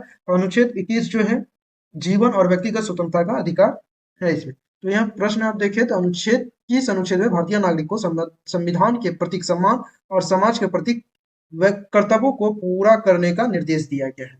ऑप्शन नंबर ए जो है आपका अनुच्छेद 51A। ये जो है नागरिकों के कर्तव्यों से संबंधित कर्तव्य है, समाज के प्रति, संविधान के प्रति सम्मान। इस क्वेश्चन का राइट आंसर है ऑप्शन नंबर ए। भारतीय संविधान में समाज के प्रति कर्तव्यों का उल्लेख किस श्रेणी में किया गया है? नागरिक अधिकार, संवैधानिक अधिकार, मूल्य कर्तव्य, सार्वजनिक अधिकार। इस क्वेश्चन का राइट आंसर है ऑप्शन नंबर सी, मूल्य कर्तव्य। किस अनुच्छेद में भारतीय नागरिकों को सार्वजनिक संपत्ति की रक्षा करने का जिम्मेदारी दी गई? अनुच्छेद 14, अनुच्छेद 51A, अनुच्छेद 19, अनुच्छेद 32। इस क्वेश्चन का राइट आंसर है ऑप्शन नंबर बी, अनुच्छेद 51A। Option number B right option है। हम जो है आपको पहले ही बोले थे अनुच्छेद जो 448 अनुच्छेद है, इन सभी का जो है आप एक बार नोट कर लीजिएगा कौन सा अनुच्छेद इस चीज में वर्क कर, क्योंकि इस तरह के अगर प्रश्न पूछे गए जैसे कि अनुच्छेद 51A आपको पिछले प्रश्न में पूछा गया, जैसे कि यहाँ पे देखिए संविधान के प्रति सम्मान, समाज के प्रति कर्तव्य, तो इसका राइट आंसर था अनुच्छेद 51A। तो इनमें ये चीज किया जाता है। इनके साथ साथ इनमें क्या चीज होता है, इनमें आपको सार्वजनिक संपत्ति की जो रक्षा करने की जिम्मेदारी भी आपको अनुच्छेद 51A में ही दिया जाता है। और भी चीजें हैं जो 51A में किए जाते हैं, तो इसीलिए हम बोले थे कि आपको अनुच्छेद की एक बार वीडियो आप जरूर देख लीजिए। हम नहीं बना है, कोई और भी बना है, बहुत सारे टीचर हैं जो इस स्टेज के बारे में आपको बता चुके हैं। इनकी एक वीडियो मुश्किल से 1 घंटा में सारा अनुच्छेद को क्लियर कर दिया गया है। ऐसे कई भी वीडियो आपको यूट्यूब पे मिल जाएंगे, उसको एक बार जरूर देखिए। क्वेश्चन नंबर 5 का राइट आंसर है आपका ऑप्शन नंबर बी। नागरिकों के अधिकार की रक्षा करने के लिए किसकी स्थापना की गई थी? उच्चतम न्यायालय, संसद, चुनाव आयोग, न्यायिक आयोग। इस क्वेश्चन का राइट आंसर है ऑप्शन नंबर ए, उच्चतम न्यायालय। Option number A right option.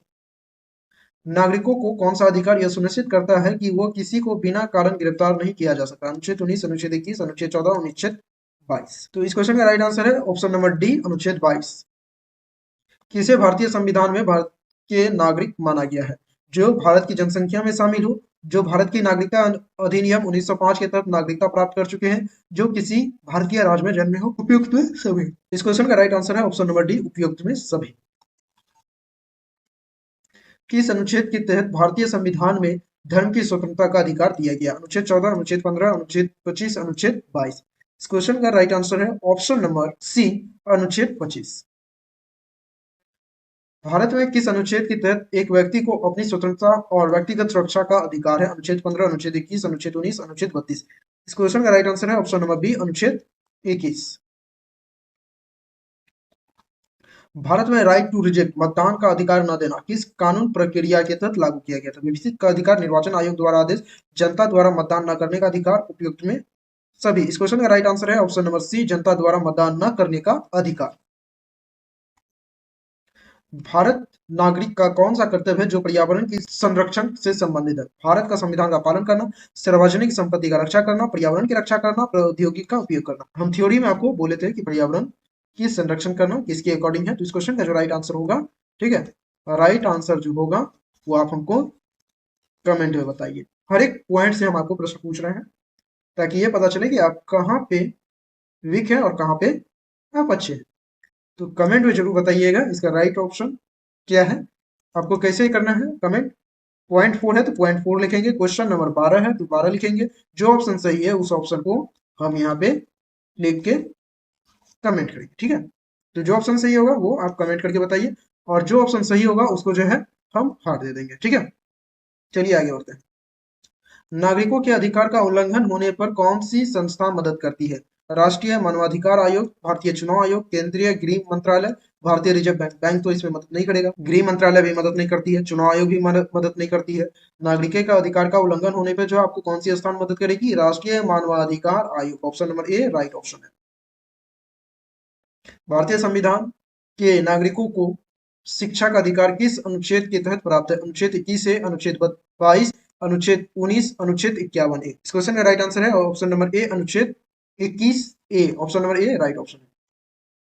Bharat में समाज के प्रति कर्तव्यों में से एक कर्तव्य क्या है? व्यक्तिगत स्वतंत्रता का उपयोग, मतदान का अधिकार, संविधान का पालन करना, सार्वजनिक भत्ता लेना। क्वेश्चन का राइट आंसर है ऑप्शन नंबर सी, संविधान का पालन करना। Option number C right option है। रिक्वेस्ट है कि जो भी एग्जाम, जिस भी आपका जो एग्जाम है, जिस भी शिफ्ट में हो रहा है, ठीक है, जिस भी शिफ्ट में आपका एग्जाम हो रहा है, उसका जो क्वेश्चन पेपर है, जो क्वेश्चन पेपर है वो आप जरूर हमको व्हाट्सएप नंबर, इस व्हाट्सएप नंबर पे आपको भेजना है। क्वेश्चन पेपर 8210011649, इस व्हाट्सएप नंबर पे आपको क्वेश्चन पेपर भेजना है ताकि हम एनालाइज कर पाए कि किस क्वेश्चन का राइट आंसर है। इससे आपको पता चल जाएगा कि आपने कितने सही बनाए हैं और कितने आपके गलत बनाए हैं। एग्जाम देने के बाद जो है आपको क्वेश्चन पेपर इस व्हाट्सएप नंबर पे जरूर भेजना है। इससे दो चीज पता चलेगा, एक तो आपने कितना सही बनाया है, कितना गलत बनाया है वो, दूसरा ये चीज जो प्रश्न है वो आपके सिलेबस जो है उस सिलेबस के अकॉर्डिंग है या नहीं है। एमपी के स्टूडेंट ने क्वेश्चन पेपर नहीं भेजे हैं, इसलिए हम नहीं बता सकते कि आउट ऑफ सिलेबस था, लेकिन उन लोगों का कहना था कि आउट ऑफ सिलेबस क्वेश्चन। तो आप लोग क्वेश्चन भेजिए, इसके बाद जो है देखेंगे कि वो आउट ऑफ सिलेबस क्वेश्चन है या फिर आपके सिलेबस के अकॉर्डिंग क्वेश्चन है। लेसन 2 से एक और पॉइंट है, point number 5, role of personal value and ethics, व्यक्तिगत मूल्य और नैतिकता की भूमिका। व्यक्तिगत मूल्य और नैतिकता, इनकी थोड़ी सी हम थ्योरी जान लेते हैं, इनके बाद जो है एमसीक्यू को सॉल्व करेंगे। व्यक्ति के जीवन में महत्वपूर्ण अंग होते हैं जो उनकी सोच, निर्णय और व्यवहार को आकार देते हैं। यह व्यक्तिगत विश्वास, आदत और विचार होते हैं जो हमें सही और गलत के बीच में अंतर समझाने में मदद करते हैं। व्यक्ति का जो महत्वपूर्ण जीवन का अंग होता है वो होता है व्यक्तिगत मूल्य और नैतिकता, यानी personal value and ethics. Personal value, व्यक्तिगत मूल्य व्यक्ति के जीवन में गहरे रूप से निहित होते हैं और यह किसी व्यक्ति की प्राथमिकता, विश्वास और दृष्टिकोण को परिभाषित करते हैं। उदाहरण के तौर पर ईमानदारी, सम्मान, सहानुभूति और मेहनत जैसे मूल्य जीवन को सकारात्मक दिशा में मार्गदर्शन करते हैं। वहीं नैतिकता जो है व्यक्ति द्वारा अपनाए गए उस ढंग को दर्शाती है जिसे वो समाज में जीवन जीता है। यह समाज के मानकों और सिद्धांतों के अनुरूप सही और गलत के बारे में तय करने में मदद करती है। उदाहरण के तौर पर किसी को धोखा न देना, दूसरों के अधिकार का सम्मान करना, सत्य बोलना नैतिकता के उदाहरण है। प्रश्न इस प्रकार से भी पूछे जा सकते हैं कि व्यक्तिगत मूल्य के उदाहरण है, तो ऑप्शन आपको कई प्रकार के होंगे और अगर वहां पे ऑप्शन में ईमानदारी, सम्मान, सहानुभूति और मेहनती है तो आप इनको टिक करेंगे, ये आपका राइट आंसर हो जाएगा। वहीं जो है नैतिकता के उदाहरण पूछे जाए तो किसी को धोखा न देना, दूसरों के अधिकार का सम्मान करना और सत्य बोलना, यानी किसी के साथ हम कोई भी चीज गलत काम नहीं कर रहे हैं, सभी के साथ जो है अच्छे तरह से सम्मान कर रहे हैं, व्यवहार कर रहे हैं, वो आपकी नैतिकता को दर्शाता है। व्यक्तिगत मूल्य और नैतिकता के जो महत्व है वो है निर्णय लेने में मदद। यह व्यक्ति को सही और गलत के बीच में चयन करने में मदद करते हैं, यानी क्या चीज सही है और क्या गलत है, इनके बीच का जो अंतर होता है, जो डिसीजन होता है, उसे लेने में ये मदद करता है। समाज में सम्मान और विश्वास, जब व्यक्ति अपने व्यक्तिगत मूल्य और नैतिकता का पालन करता है तो उसे समाज में सम्मान मिलता है और दूसरे को विश्वास जीतता है। दायित्व और जिम्मेदारी, यह व्यक्ति को अपने कर्तव्य को समझने और निभाने की प्रेरणा देता है जिससे समाज में सामंजस्य और शांति बनी रहे। इसी प्रकार व्यक्तिगत मूल्य और नैतिकता किसी भी व्यक्ति के जीवन में सही मार्गदर्शन देने का कार्य करते हैं और समाज में अच्छे नागरिक के रूप में स्थापित होने में मदद करते हैं, यानी उसे समाज में जो है एक अच्छे नागरिक के रूप में देखा जाता है। अब जो है इस पॉइंट से रिलेटेड जो एमसीक्यू है उसको हम देखेंगे। व्यक्तिगत नैतिकता का क्या अर्थ है? किसी व्यक्ति के धार्मिक विश्वास, समाज में स्वीकृत आदतें और परंपराएं, किसी व्यक्ति के अपने व्यक्तिगत सिद्धांत और मान्यताएं, किसी व्यक्ति की सामाजिक स्थिति। तो अभी हमने बताया कि व्यक्तिगत नैतिकता क्या है। किसी व्यक्ति के अपने व्यक्तिगत सिद्धांत और मान्यताएं, यानी जो सिद्धांत पे वो चल रहे हैं, जिस चीज को वो मान रहे हैं उसके अकॉर्डिंग जो चलते हैं उसे व्यक्तिगत नैतिकता कहा जाता है। क्वेश्चन का right answer option number C. नैतिकता का संबंध किससे होता है? कानून नियमों से, समाज की स्वीकृति आदतों से, व्यक्तिगत आस्था और मूल प्रणालियों से, व्यापारिक नियमों से। क्वेश्चन का राइट आंसर है ऑप्शन नंबर सी, व्यक्तिगत आस्था और मूल प्रणालियों से। व्यक्तिगत मूल और नैतिकता का समाज में क्या महत्व है? यह कानूनों को लागू करने में मदद करते हैं, यह समाज में शांति और सद्भाव बनाए रखने में सहायता होते हैं, यह केवल व्यक्तिगत लाभ के लिए काम करते हैं, यह व्यवसाय में फायदा के लिए होते हैं। इस क्वेश्चन का राइट आंसर है ऑप्शन नंबर बी। नैतिकता और व्यक्तिगत मूल्यों में अंतर क्या है? अब इन दोनों चीजों में जो है आपकी पर्सनैलिटी, वैल्यू और एथिक्स में अंतर पूछा जा रहा है। तो नैतिकता केवल धर्म संदर्भित होती है जबकि व्यक्तिगत मूल्य सार्वभौमिक होते हैं। नैतिकता सामाजिक मापदंडों के बारे में है जबकि व्यक्तिगत मूल्य व्यक्ति की आस्थाओं से संबंधित। व्यक्तिगत मूल्य सिर्फ व्यक्ति की सोच को दर्शाता है जबकि नैतिकता समाज के लिए होती है। ऑप्शन नंबर डी है उपयुक्त में सभी। तो इस क्वेश्चन का राइट आंसर है ऑप्शन नंबर बी। नैतिकता जो है सामाजिक मापदंडों के बारे में है जबकि व्यक्तिगत मूल्य जो है व्यक्ति की आस्थाओं से संबंधित है, यानी व्यक्ति क्या कर रहा है, क्या मान रहा है, उससे रिलेट कर। और नैतिकता जो समाज में जो चीज चल रही है, जो चीज सही है उनके बारे में वो दर्शाता है, जो गलत है उनके बारे में दर्शाता है। इस क्वेश्चन का right answer option number B. किसे समानता के नैतिकता मूल्य के अंतर्गत माना जाता है? सभी व्यक्तियों को एक जैसे अधिकार दिए जाए, केवल उच्च जाति के लोग को समान अधिकार मिले, प्रत्येक व्यक्ति को अपने कार्य के आधार पर अधिकार मिले, केवल पुरुष को समान अधिकार। इस क्वेश्चन का जो राइट आंसर है वो आप कमेंट में बताइए। कमेंट में कैसे बताना है आपको? ये पॉइंट नंबर 5 है तो पॉइंट नंबर 5 लिखेंगे और क्वेश्चन नंबर 5 है तो क्वेश्चन नंबर 5 लिख के जो आंसर सही होगा वो आंसर आपको लिख के मैसेज करना है। किस एक्शन को व्यक्तिगत नैतिकता का उल्लंघन माना जाएगा?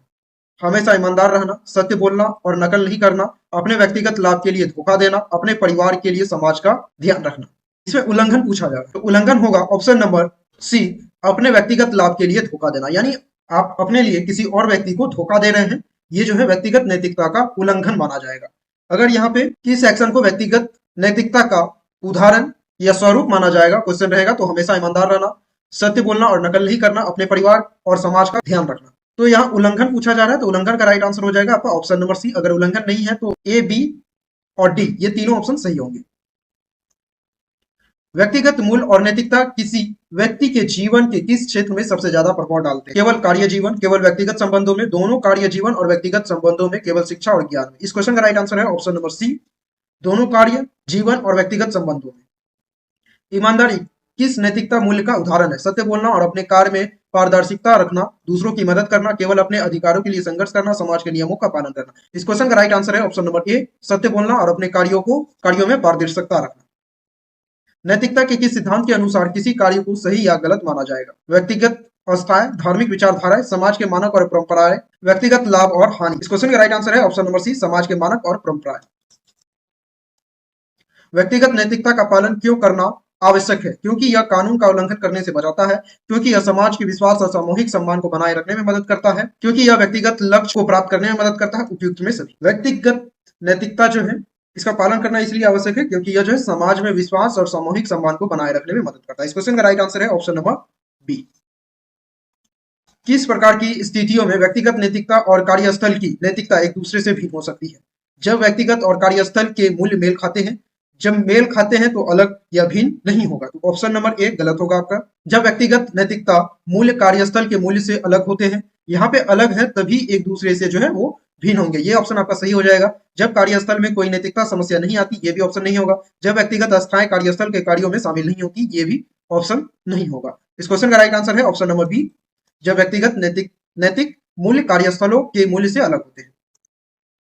समानता और न्याय के नैतिकता मूल्य का पालन किससे जुड़ा होता है? प्रत्येक व्यक्ति को समान अवसर मिलना चाहिए, प्रत्येक व्यक्ति को उनकी मेहनत के आधार पर पुरस्कृत किया जाना चाहिए, सामाजिक भेदभाव को समाप्त करना चाहिए। उपयुक्त में सभी। समानता और न्याय के लिए जो है नैतिक मूल्यों का पालन किससे जुड़ा होता है? ये जुड़ा होता है प्रत्येक व्यक्ति को समान अवसर मिलना चाहिए, यानी जो भी व्यक्ति है जिस चीज का उसे अधिकार है वो उसे मिलना चाहिए, जिस चीज में वो जाना चाहते हैं वो उसे जाने के लिए देना चाहिए, और प्रत्येक व्यक्ति के मेहनत के आधार पर जो वो वर्क कर रहे हैं, जो वो मेहनत कर रहे हैं उनके अकॉर्डिंग उन्हें अवार्ड मिलना चाहिए, और समाज में जो भेदभाव चल रहे हैं इसको समाप्त करने से।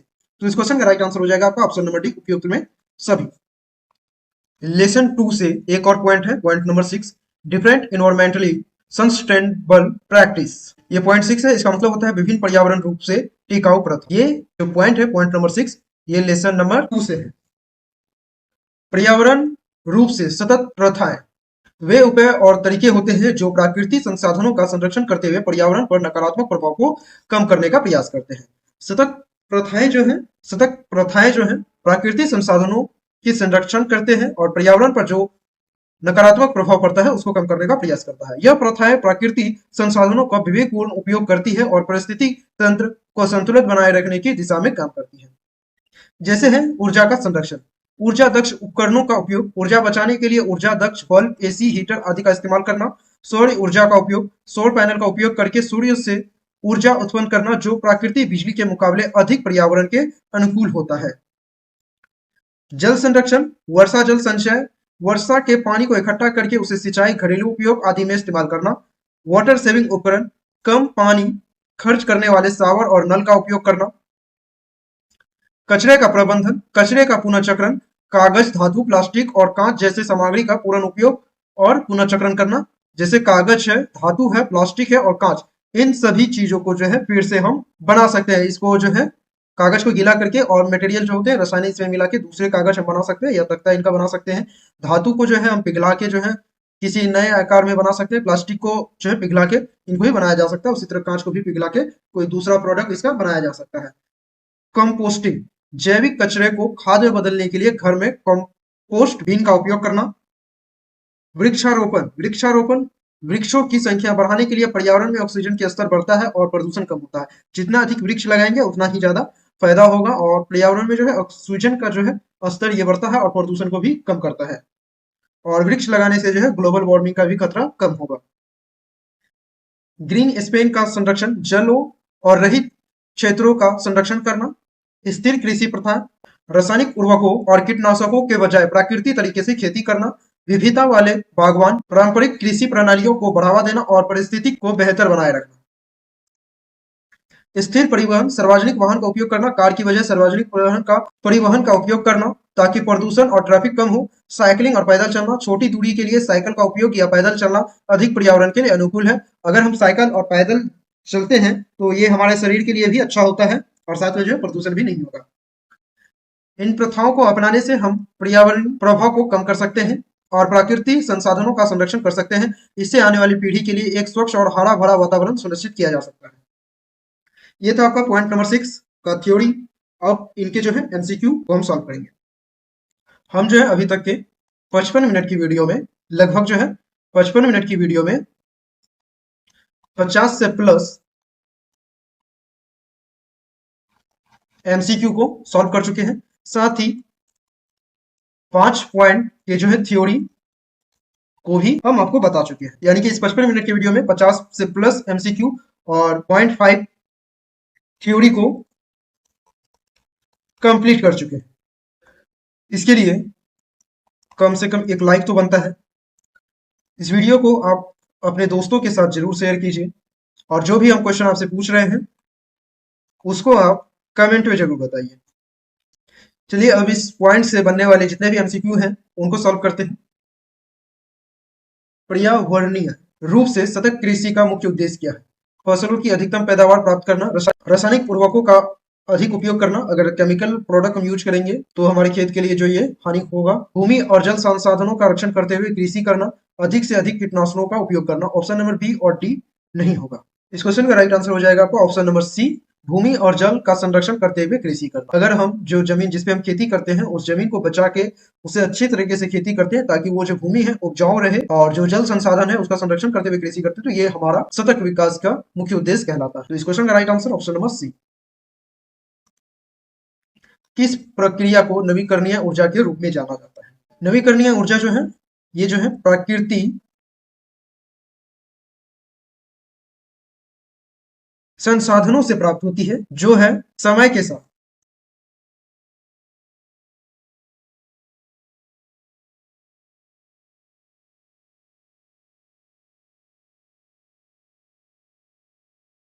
जो समय के साथ उत्पन्न होती है। इन ऊर्जा स्रोत का उपयोग पर्यावरण पर कम प्रभाव डालने और सतत विकास को बढ़ावा देने के लिए किया जाता है।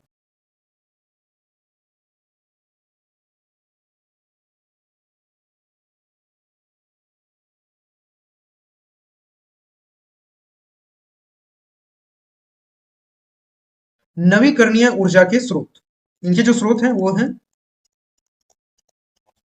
सौर ऊर्जा,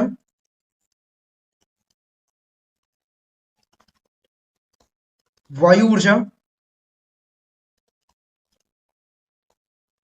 जल ऊर्जा,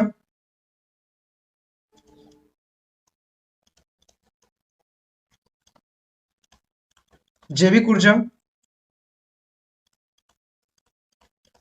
भूतापीय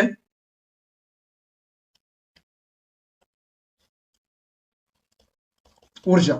सौर ऊर्जा जो है ये सूर्य से उत्पन्न होने वाली ऊर्जा है। इसे सौर पैनल या सौर तापीय प्रणाली के माध्यम से विद्युत ऊर्जा में परिवर्तन किया जा सकता है।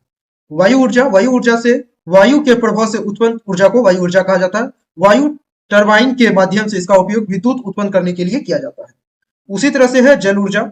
जलाशयों और नदी के प्रभाव से उत्पन्न होने वाली जो ऊर्जा होती है उसे जल ऊर्जा कहा जाता है। इससे जल विद्युत पावर प्लांट के माध्यम से विद्युत में बदला जाता है।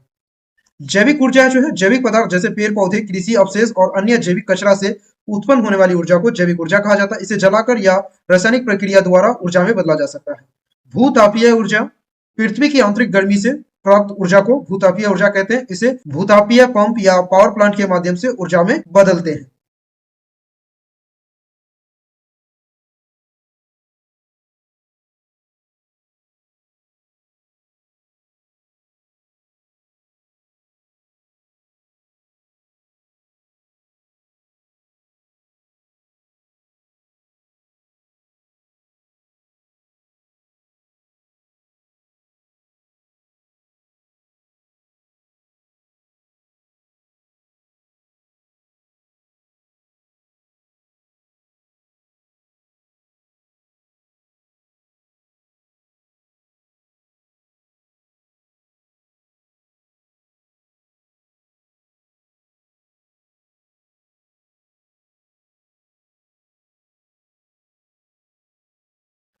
नवीकरणीय ऊर्जा का जो लाभ है वो प्रदूषण में कमी को लाता है, पर्यावरण को कम नुकसान पहुंचाता है, दीर्घकालीन और स्थिर ऊर्जा स्रोत होता है। इसमें पारंपरिक ईंधन पर निर्भरता जो है हमारी वो कम हो जाती है। नवीकरणीय ऊर्जा का उपयोग भविष्य के लिए एक अस्थायी और पर्यावरण दृष्टिकोण से महत्वपूर्ण विकल्प को प्रदान करता है। नवीकरणीय ऊर्जा जो है वो प्राकृतिक संसाधनों के द्वारा हमें मिलता है। तो कोयले को जलाना, सौर ऊर्जा का उपयोग करना, परमाणु ऊर्जा का उपयोग करना, गैसों को जलाना। तो नवीकरणीय ऊर्जा क्या है, इनका क्या अर्थ है, क्या मतलब है, क्या स्रोत है, क्या लाभ है, ये हम आपको बता चुके हैं। इस क्वेश्चन का जो राइट आंसर होगा वो आप कमेंट में बताइए। कमेंट में कैसे बताना है, जैसे कि पहले क्वेश्चन का आंसर आपको बोले बताने के लिए। जैसे ये पॉइंट नंबर 6 है तो पॉइंट नंबर 6 लिखेंगे, क्वेश्चन नंबर 2 है तो क्वेश्चन नंबर 2 लिखेंगे, और जो ऑप्शन आपको लग रहा है कि सही होगा ए बी सी डी, उस ऑप्शन को लिख के आपको कमेंट करना है। और जिनका कमेंट जो है सही होगा उसको जो है हार्ट दे दिया जाएगा, ताकि बाकी स्टूडेंट समझ जाए कि ये क्वेश्चन का आंसर सही है। पुनः चक्रण का मुख्य लाभ क्या है, यानी रिसाइकलिंग का क्या मुख्य लाभ है? प्राकृतिक संसाधनों का संरक्षण, अधिक प्लास्टिक का उत्पादन, प्रदूषण बढ़ाना, रासायनिक कचरों का निर्माण। ऑप्शन बी सी डी नहीं होगा, ये तीनों ऑप्शन गलत है। ऑप्शन नंबर ए सही होगा, प्राकृतिक संसाधनों का संरक्षण। Option number A right option. किसमें से सतत परिवहन की एक पर्यावरणीय रूप से स्थिर प्रथा है? इलेक्ट्रिक वाहन का उपयोग करना, डीजल वाहनों का उपयोग करना, जलवायु परिवर्तन के खिलाफ कोई भी कदम न उठाना, व्यक्तिगत वाहन का अधिक उपयोग करना। व्यक्तिगत वाहन का अगर उपयोग करेंगे, हर व्यक्ति जो है वाहन का उपयोग करेगा तो प्रदूषण बढ़ेगा। जलवायु परिवर्तन के खिलाफ कोई कदम नहीं उठाएंगे तो ये भी हमारे लिए खतरा है। डीजल वाहन का उपयोग करेंगे तो उससे भी जो धुआं निकलेगा वो प्रदूषण उससे बढ़ेगा। अगर हम इलेक्ट्रिक वाहन का उपयोग करते हैं तो इलेक्ट्रिक वाहन में क्या होगा, प्रदूषण बहुत ही कम मात्रा में होगा।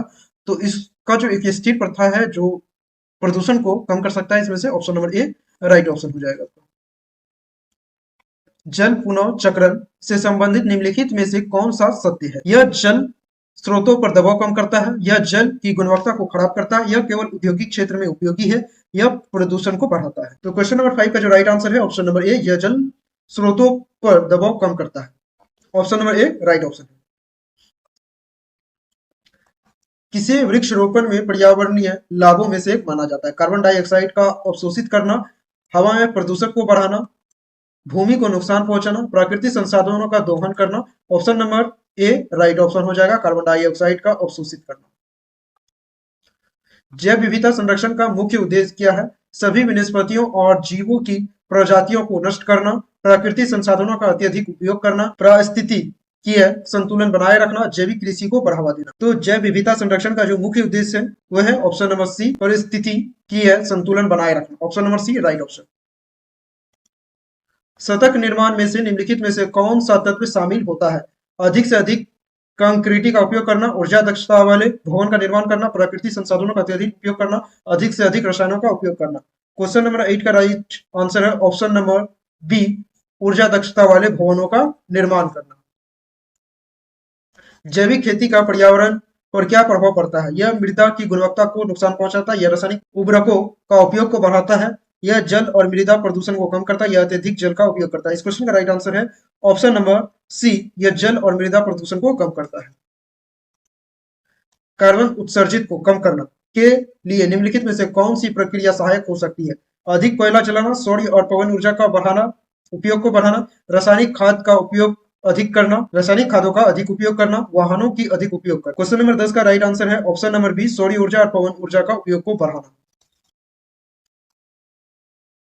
विनाशकारी जलवायु परिवर्तन को रोकने के लिए कार्बन फुटप्रिंट करने का क्या मतलब है? कार्बन उत्सर्जन को बढ़ाना, प्रदूषण बढ़ाना, प्रदूषण को नियंत्रित करना और ऊर्जा का अधिक उपयोग करना, कार ऊर्जा बचत और स्वच्छ ऊर्जा स्रोत का उपयोग करना। इस क्वेश्चन का राइट आंसर है ऑप्शन नंबर डी, ऊर्जा स्रोत और स्वच्छ ऊर्जा स्रोतों का उपयोग करना। Option number D right option होगा।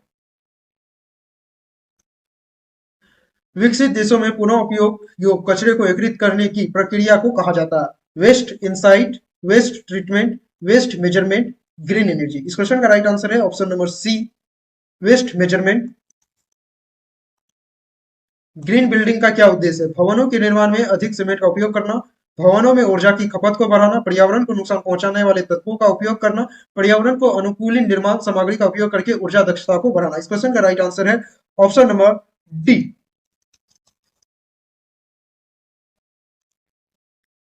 स्थिरता का मुख्य सिद्धांत क्या है? प्राकृतिक संसाधनों का अत्यधिक उपयोग करना, आज की पीढ़ी की आवश्यकताओं को बिना भविष्य की पीढ़ियों के संसाधनों का नुकसान पहुंचाए पूरा करना, सभी प्राकृतिक संसाधनों का नाश करना, सभी उत्पादों का अधिक से अधिक उपयोग करना। क्वेश्चन नंबर 14 का राइट आंसर है ऑप्शन नंबर बी। पर्यावरणीय संरक्षण के लिए किसे एक महत्वपूर्ण प्रथा माना जाता है? जंगलों को नष्ट करना, समुद्र में प्रदूषण को बढ़ाना, जलवायु परिवर्तन से निपटाने के लिए कार्बन उत्सर्जन कम करना, प्राकृतिक संसाधनों का अधिक उपयोग करना। क्वेश्चन नंबर 15 का right answer option number C. अभी तक जो है हमने पॉइंट 1 से लेके पॉइंट 6 तक के सभी पॉइंट का थ्योरी प्लस एमसीक्यू को कवर कर लिया है। अब जो हम अगले पॉइंट की ओर बढ़ते हैं, यानी कि पॉइंट नंबर 7 की ओर। पॉइंट नंबर जो 7 है, 21वीं सदी में पेशावर बने, become a professionally in the 21 century. ये आपका एम्प्लॉयबिलिटी स्किल का लेसन नंबर 3 है। लेसन नंबर 1 और 2 को हम कंप्लीट कर चुके हैं। लेसन नंबर 1 में जो है, लेसन नंबर 1 में जो है 2 पॉइंट को दिया गया था, वही लेसन नंबर 4 में 4 पॉइंट को दिया गया था, जिसे हमने अभी तक कवर कर लिया है।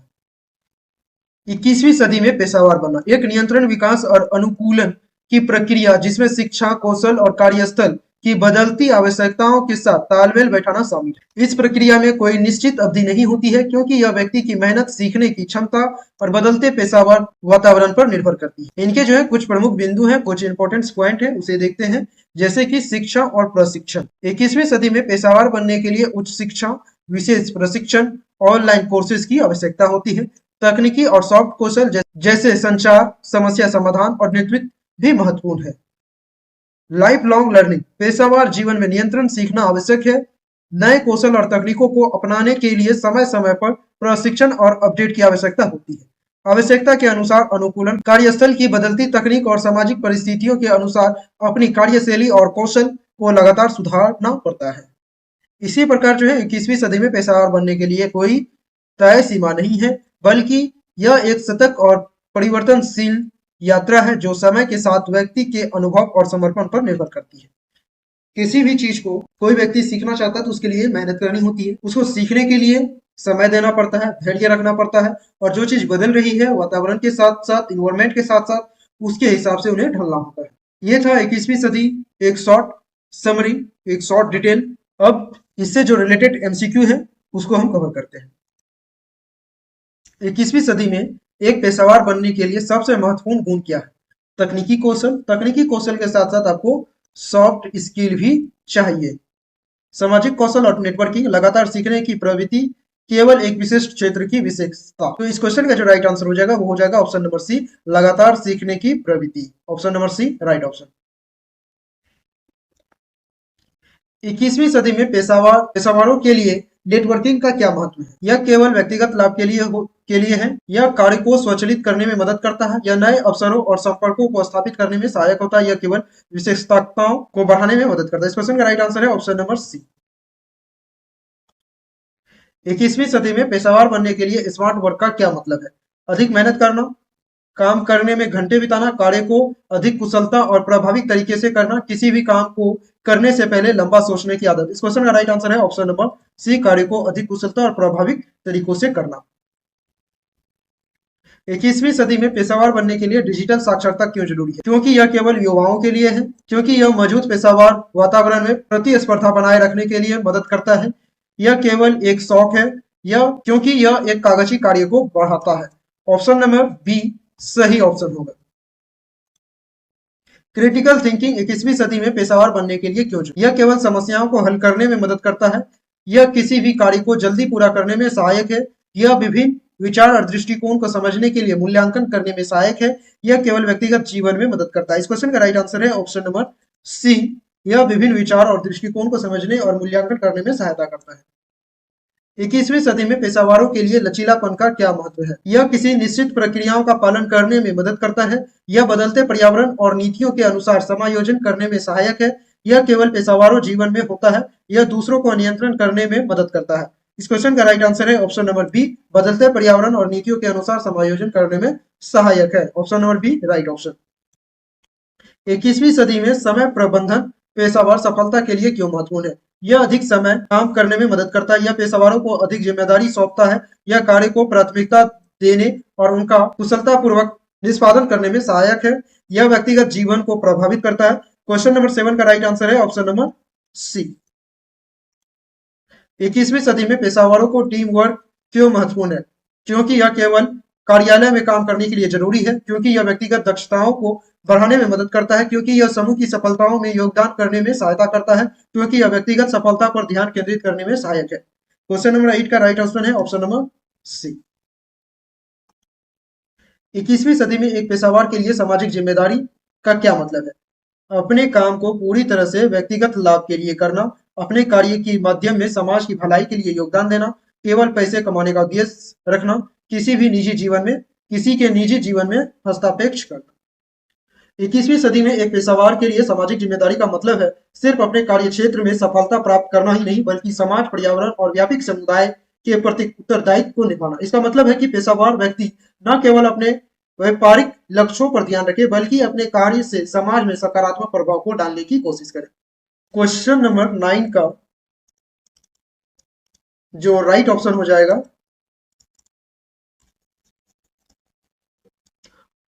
उसे आप कमेंट में बताइए, क्योंकि हम पेशेवर जो सामाजिक जिम्मेदारी है पेशेवर के लिए ये हम आपको बता चुके हैं।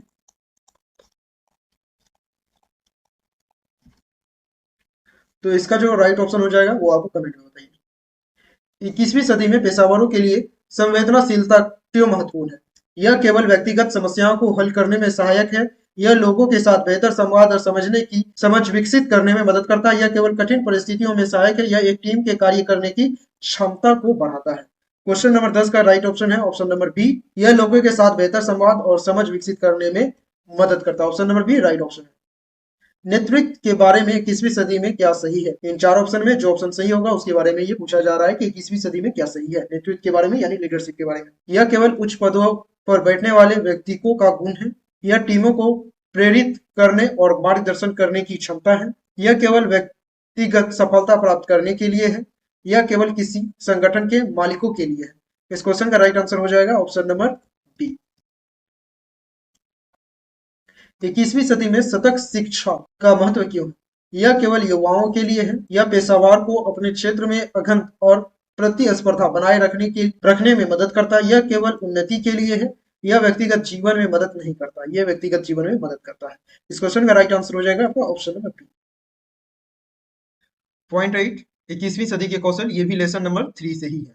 21वीं सदी के कौशल वे आवश्यक क्षमता और गुण हैं जो आधुनिक कार्यस्थल, शिक्षा और जीवन के लिए जरूरी है। ये कौशल व्यक्तियों को तेजी से बदलते तकनीक के रूप में उन्नत वातावरण में सफलता प्राप्त करने के लिए तैयार कर। 21वीं सदी के कुछ प्रमुख कौशल हैं जिसकी एक सूची हम बनाए हैं, जैसे कि संचार कौशल, प्रभाविक रूप से विचार और जानकारी को साझा करना, चाहे वो लिखित में हो या मौखिक में। विभिन्न प्लेटफॉर्म है जैसे डिजिटल, सोशल मीडिया और व्यक्तिगत संवाद पर संवाद करना।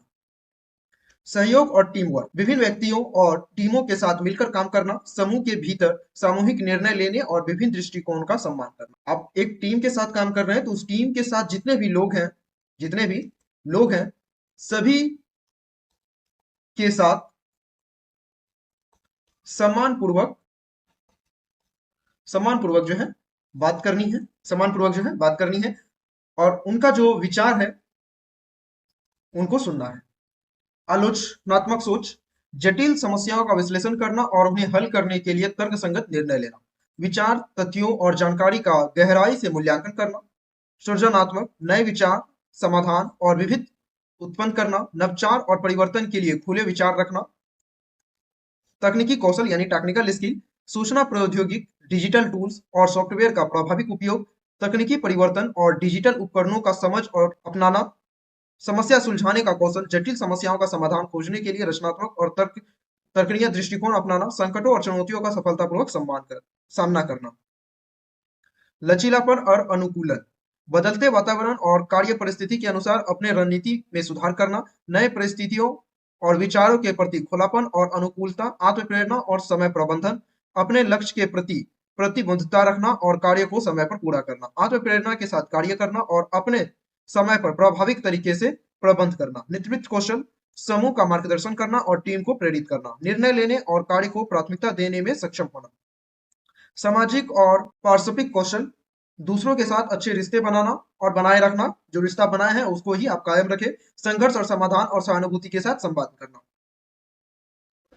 नैतिकता और जिम्मेदारी, इनमें जो है सामाजिक कार्यस्थल और जिम्मेदारी का पालन करना है। ईमानदारी, पारदर्शिता और नैतिकता मानकों को बनाए के रखना है। वैश्विक जागरूकता, वैश्विक मुद्दों और विविध सांस्कृतिक दृष्टिकोण के प्रति संवेदनशीलता, राष्ट्रीय परिवेश में काम करने की क्षमता, यह सभी 21वीं सदी के कौशल मिलकर एक व्यक्ति को न केवल कार्यस्थल पर सफल बनाने में मदद करते हैं, बल्कि उन्हें जिम्मेदार और सशक्त नागरिक बनाने में भी सहायक होते हैं। अब जो है पॉइंट नंबर 8 से जो रिलेटेड एमसीक्यू है उसको हम कवर करेंगे। 21वीं सदी में सबसे महत्वपूर्ण कौशलों में से एक कौन सा है? केवल तकनीकी कौशल, केवल आ गया तो ये ऑप्शन गलत हो जाएगा। केवल संवाद कौशल, ये भी गलत हो जाएगा। आलोचनात्मक सोच और समस्या समाधान, ये ऑप्शन सही हो जाएगा। केवल शारीरिक श्रम, जहां पे भी आपको कोई भी एम्पेबिलिटी स्किल या फिर 21वीं सदी का जो कौशल आपको पूछा जाए और वहां पे आपको ऑप्शन में केवल वर्ड देखने को मिले तो उस ऑप्शन को तुरंत आप काट दीजिएगा। तो इस क्वेश्चन का राइट आंसर हो गया आपका ऑप्शन नंबर सी। 21वीं सदी के कौशल में सहयोग का क्या महत्व है? यह केवल व्यक्तिगत सफलता के लिए है, यह टीम के भीतर काम करने और विचार को साझा करने में मदद करता है, यह केवल नेतृत्व की भूमिका निभाने के लिए होता है, यह टीम को विभाजित करने में मदद करता है। इस क्वेश्चन का राइट आंसर है ऑप्शन नंबर बी। 21वीं सदी के कौशल में संवेदनशीलता का क्या मतलब है? केवल तकनीकी दक्षता, यह ऑप्शन गलत हो जाएगा। अपने और दूसरे की भावनाओं को समझना और नियंत्रण करना, कार्य को जल्दी से समाप्त करना, केवल समस्या समाधान के लिए होना, यह भी ऑप्शन गलत हो जाएगा। इस क्वेश्चन का राइट आंसर हो जाएगा ऑप्शन नंबर बी। 21वीं सदी में डिजिटल साक्षरता का क्या महत्व है? केवल कंप्यूटर का उपयोग करना, ऑप्शन गलत हो जाएगा। केवल वर्ड है, यहाँ पे भी केवल वर्ड है, ये भी गलत हो जाएगा। सिर्फ सोशल मीडिया का उपयोग करना, ये भी नहीं होगा। इंटरनेट और डिजिटल तकनीकों का प्रभावी उपयोग करने की क्षमता, ऑप्शन नंबर बी सही हो जाएगा।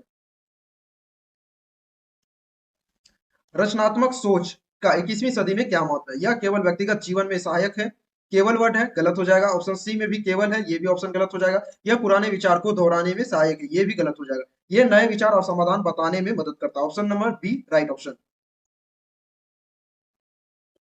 21वीं सदी के कौशलों में संचार कौशल का क्या महत्व है? यह केवल एक व्यक्ति को अपने विचार व्यक्त करने में मदद करता है, यह दूसरों के विचारों को समझने और साझा करने में मदद करता है, यह किसी को भी ज्यादा संवाद करने से रोकता है, यह केवल भाषाओं का ज्ञान से संबंधित है। केवल ऑप्शन नंबर ए और डी में है, ये ऑप्शन गलत हो जाएगा। इस क्वेश्चन का राइट आंसर हो जाएगा आपका ऑप्शन नंबर बी, यह दूसरों को विचार को समझने और साझा करने में मदद करता है, option number B right option.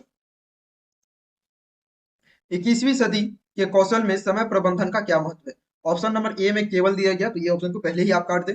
Option B को देखें तो यह कार्य को प्राथमिकता देने और समय का शुद्ध उपयोग करने में मदद करता है, यह कार्य को ना करने का विकल्प प्रदान करता है, ये ऑप्शन गलत हो जाएगा। यह दूसरों को नियंत्रण करने में सहायक, ये भी ऑप्शन गलत हो जाएगा। इस क्वेश्चन का राइट आंसर हो जाएगा आपका ऑप्शन नंबर बी। व्यक्तिगत जिम्मेदारी का 21वीं सदी में क्या महत्व है? यह कार्यों से बचने के लिए होता है, ये ऑप्शन गलत हो जाएगा। यह अपने कार्य और परिणामों के लिए जिम्मेदार होने की क्षमता है, यह दूसरों को दोष देने में सहायक है, ये भी ऑप्शन गलत हो जाएगा। यह केवल केवल ऑप्शन आ गया तो गलत हो जाएगा। इस क्वेश्चन का राइट आंसर हो जाएगा आपका ऑप्शन नंबर बी। 21वीं सदी में कौशल में लचीलापन का क्या मतलब है? ऑप्शन नंबर ए में केवल है, ये ऑप्शन गलत है, काट दीजिए इसको। नए परिस्थितियों और परिवर्तनों के साथ समायोजित होने की क्षमता, ये ऑप्शन सही हो जाएगा। पुराने तरीकों पर जोर देना, ये गलत हो जाएगा। दूसरे के विचार को नजरअंदाज करना, ये भी ऑप्शन गलत हो जाएगा। इस क्वेश्चन का right answer option number B. 21वीं सदी के ग्लोबल सिटीजनशिप का क्या मतलब है? यह केवल राष्ट्रीय हितों को प्राथमिकता देना है, यह अन्य देश की समस्याओं को बेखबर रहना है, वैश्विक मुद्दों पर समझ और योगदान करना, केवल अपने देश में काम करना, यह ऑप्शन गलत हो जाएगा। इस क्वेश्चन का राइट आंसर हो जाएगा आपका ऑप्शन नंबर सी। नेतृत्व के 21वीं सदी के कौशल में क्या महत्व है? यह केवल उच्च पदों के लिए होता है, यह दूसरों को प्रेरित करने और मार्गदर्शन करने की क्षमता है। ऑप्शन नंबर ए, सी और डी में केवल है, इस ऑप्शन को पहले ही आप काट दीजिए। यहाँ पे ऑप्शन नंबर बी आपका राइट ऑप्शन हो जाएगा। 21वीं सदी में आलोचनात्मक सोच का क्या महत्व है? ऑप्शन बी में केवल है, ऑप्शन डी में भी केवल है, इसको आप काट दीजिए। ऑप्शन ए और बी में कोई एक ऑप्शन जो है राइट होगा। ऑप्शन देख लीजिए, यह समस्याओं को हल करने में मदद करता है। ऑप्शन सी है, यह नए विचार को चुनौती देने में मदद करता है। इस क्वेश्चन का जो है जो राइट आंसर होगा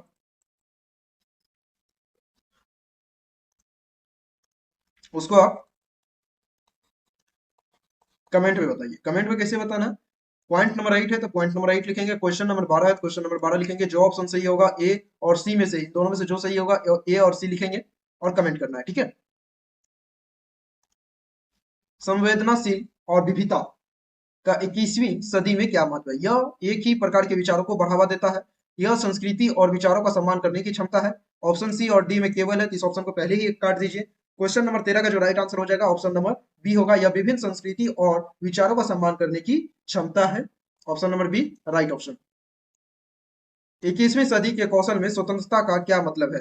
दूसरों पर निर्भर रहना, खुद निर्णय लेने के लिए और कार्य करने की क्षमता, कार्य को दूसरों के साथ साझा न करना, दूसरों की निर्देशों का पालन करना, क्वेश्चन नंबर 14 का राइट आंसर हो जाएगा आपका ऑप्शन नंबर बी। 21वीं सदी में पेशावर बनने के लिए पुनः कौशल अधिग्रहण का क्या मतलब? नए कौशल को सीखना और अघन रहने की प्रक्रिया। ऑप्शन नंबर बी गलत हो जाएगा, ऑप्शन डी भी गलत हो जाएगा। ऑप्शन सी है किसी भी नई चीज को सीखने से बचना, ये भी गलत हो जाएगा। इस क्वेश्चन का राइट आंसर हो जाएगा आपका ऑप्शन नंबर ए। लेसन नंबर 3 से एक और पॉइंट है, लगातार सीखने की मानसिकता। ये लेसन नंबर 3 का जो है लास्ट ही पॉइंट है। नियंत्रण सीखने की मानसिकता का मतलब है व्यक्ति हमेशा नए ज्ञान, कौशल और अनुभवों को प्राप्त करने के लिए तैयार रहता है। यह मानसिकता एक खुले दिमाग और विकास के प्रति सकारात्मक दृष्टि को दर्शाती है, जो जीवन भर सीखने की प्रक्रिया को जारी रखने के लिए प्रेरित करती है। इसका महत्व इसलिए है क्योंकि तकनीकी और व्यवसाय परिवर्तनों के साथ तालमेल, तेजी से बदलते हुए समय में नए ज्ञान और कौशल हासिल करना जरूरी है। नए अवसरों का लाभ उठाना, नियंत्रण सीखने से व्यक्ति को नए अवसरों के लिए तैयार रहने में मदद मिलती है। सर्वश्रेष्ठ बनने की प्रेरणा, यह मानसिकता व्यक्ति को अपने व्यक्तिगत और पेशेवर जीवन में बेहतर बनाने के लिए प्रेरित करती है। नियंत्रण सीखने की मानसिकता किसी भी व्यक्ति को अपने लक्ष्य तक पहुंचाने, अपने कौशल को अघत रखने और व्यक्तिगत विकास की दिशा में आगे बढ़ने में मदद करती है। पॉइंट नंबर 9 का जो थ्योरी है बहुत ही लंबा है। जो सीखने की मानसिकता है, इसको जो लर्निंग माइंडसेट है और जो फिक्स माइंडसेट है, उस सारे चीजें को एक साथ देखा जाता है। यहाँ पे जो है आपको दिया गया है लगातार सीखने की मानसिकता। तो लगातार सीखने की जो मानसिकता है उसको हम यहाँ पे दर्शाए हैं। उम्मीद करते हैं कि ये जो चीजें हम बता रहे हैं आपको, जो भी टॉपिक आपका आ रहा है, जो भी पॉइंट आ रहा है, इस पॉइंट से रिलेटेड जो थ्योरी आ रही है, एमसीक्यू आ रही है, इसको हम बता रहे हैं, तो आप उम्मीद करते हैं कि ये चीज आपको समझ में आ रही है। अगर समझ में आ रही है तो एक लाइक वीडियो को जरूर और अपने दोस्तों के साथ इसे जरूर शेयर कीजिए।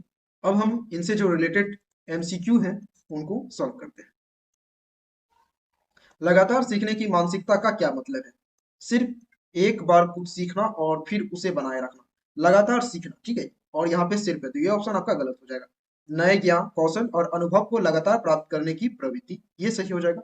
केवल है, ये भी ऑप्शन गलत हो जाएगा। किसी भी बदलाव का विरोध यहाँ पे आ गया तो ये भी ऑप्शन आपका गलत हो जाएगा। इस क्वेश्चन का राइट आंसर हो जाएगा आपका ऑप्शन नंबर बी। लगातार सीखने की मानसिकता क्यों महत्वपूर्ण है?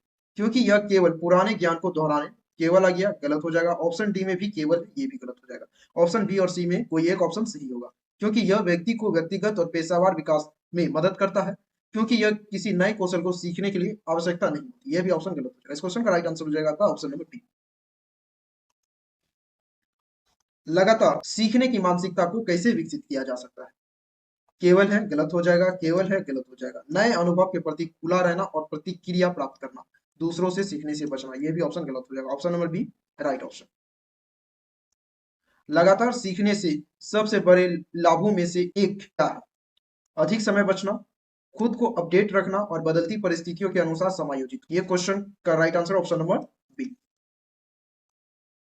सीखने की मानसिकता में सबसे बड़ी बाधा क्या हो सकती? खुद को हमेशा सही मानना और नए विचारों के प्रति बंद रहना, दूसरों से कुछ नया सीखने की इच्छा रखना, अपने काम में हमेशा रुचि दिखाना, समर्पण और मेहनत करना। क्वेश्चन नंबर 5 का जो राइट आंसर हो जाएगा ऑप्शन नंबर बी। से पूछ रहा है कि बाधा क्या है, तो बाधा क्या है? सही, खुद को जो है हमेशा सही मानना और नए जो विचार है उसके प्रति बंद रहना, यानी उस चीज को नहीं मानना। तो इस क्वेश्चन का राइट आंसर हो जाएगा आपका ऑप्शन नंबर ए।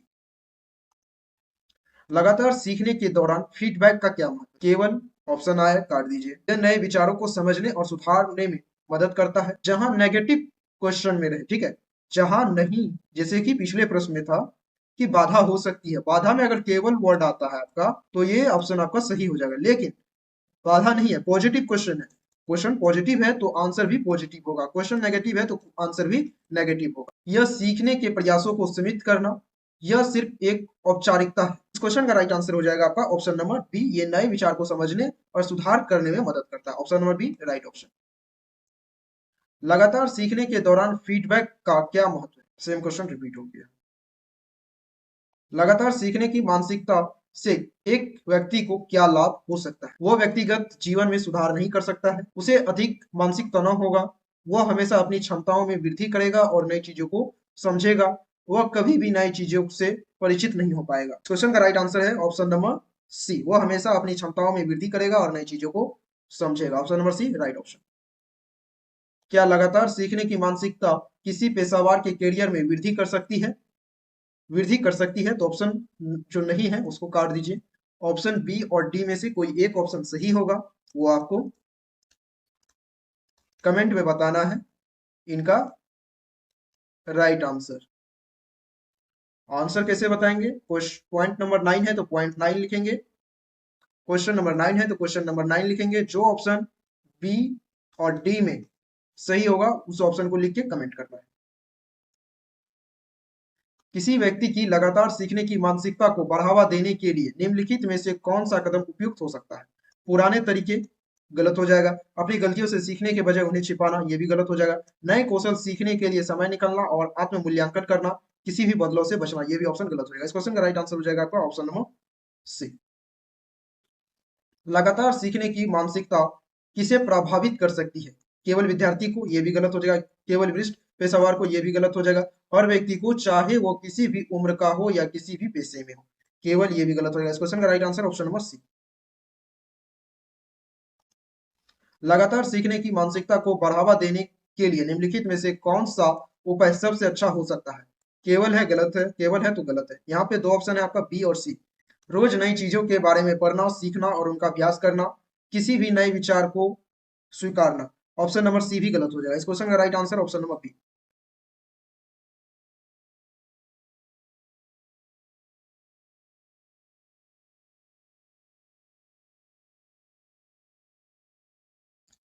बुनियादी अंग्रेजी कौशल, पॉइंट नंबर 10, ये लेसन नंबर 4 है, बेसिक इंग्लिश स्किल।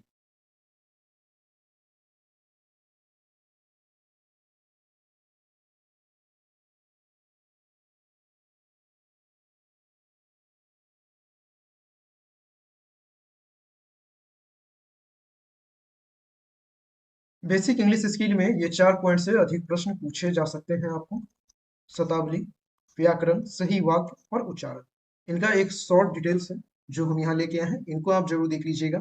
और इंपॉर्टेंट इसमें जो सबसे ज्यादा है वो है ग्रामर। ग्रामर को आप जरूर देख लीजिए क्योंकि उससे ही प्रश्न अधिकतर पूछे जाते हैं। बुनियादी अंग्रेजी कौशल सीखना बहुत ही महत्वपूर्ण है, खास करके जब आप नई भाषा को सीख रहे हैं। जैसे कि शब्दावली, अर्थ जो है शब्दों का समूह जो आप जानते हैं उनका उपयोग करते हैं। अच्छी शब्दावली आपको बेहतर संवाद करने में मदद करती है, जैसे कि हैप्पी, सैड, क्विक। ग्रामर, भाषा के नियम जो निर्धारित करते हैं कि शब्द को कैसा जोड़ा जाए। सही व्याकरण का उपयोग आप अपने वाक्य को स्पष्ट और समझाने में आसान बनाता है या समझने में आसान बनाता है, जैसे कि I am going to the market. पढ़ना, लिखित सामग्री को समझना और उनका अर्थ निकालना। पढ़ने से आपकी शब्दावली और व्याकरण में सुधार होता है। अंग्रेजी किताब पढ़े, इसके लिए समाचार पत्र को पढ़े या वेबसाइट को पढ़े। वेबसाइट पे जो है इंग्लिश में जो है आपको चीजें मिल जाती है, उनको आप पढ़ें। लिखना, विचारों और जानकारी को लिखित रूप में व्यक्त करना, यानी कि लिखना है आपको। लेखन कौशल आपको अपने विचारों को स्पष्ट रूप से व्यक्त करने में मदद करता है, जैसे आप ईमेल या निबंध या रिपोर्ट लिख सकते हैं किसी भी चीज के बारे में। बोलने से, मौखिक रूप से संवाद करना, बोलने से आप अपनी विचारों को दूसरे के साथ साझा कर सकते हैं और संवाद कौशल में सुधार कर सकते हैं। जब आप किसी से बात करते हैं तो आपको अपने विचार सरल और स्पष्ट तरीके से व्यक्त करना है। सुनना, दूसरों की बातों को ध्यान से सुनना और समझना। सुनने से आप बेहतर संवाद कर सकते हैं और भाषा की ध्वनि और उच्चारण को समझ सकते हैं। जब कोई व्यक्ति बात कर रहा हो तो ध्यान से सुनना, ताकि आप सही तरीके से उनका प्रतिक्रिया दे सके। कोई व्यक्ति क्या बोल रहा है, अगर उसकी बात को नहीं सुन रहे हैं तो आप उनको क्या जवाब देंगे? कोई रिप्लाई नहीं दे पाएंगे।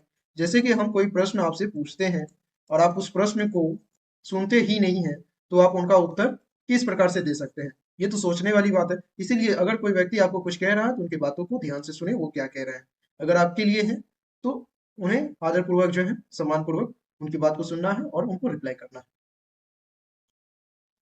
उच्चारण, शब्दों को सही तरीके से बोलना।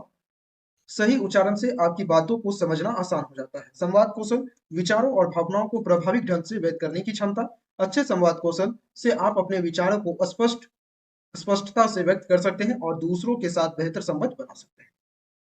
इनके लिए अभ्यास करना ज्यादा जरूरी है, तो अभ्यास करने के लिए आप पुस्तक को पढ़ें, सरल अंग्रेजी किताब को पढ़ें सबसे पहले, या नहीं तो ऑनलाइन पाठ्यक्रम जो है कई वेबसाइट और ऐप्स में अंग्रेजी सिखाते हैं, उनसे आप सीखें।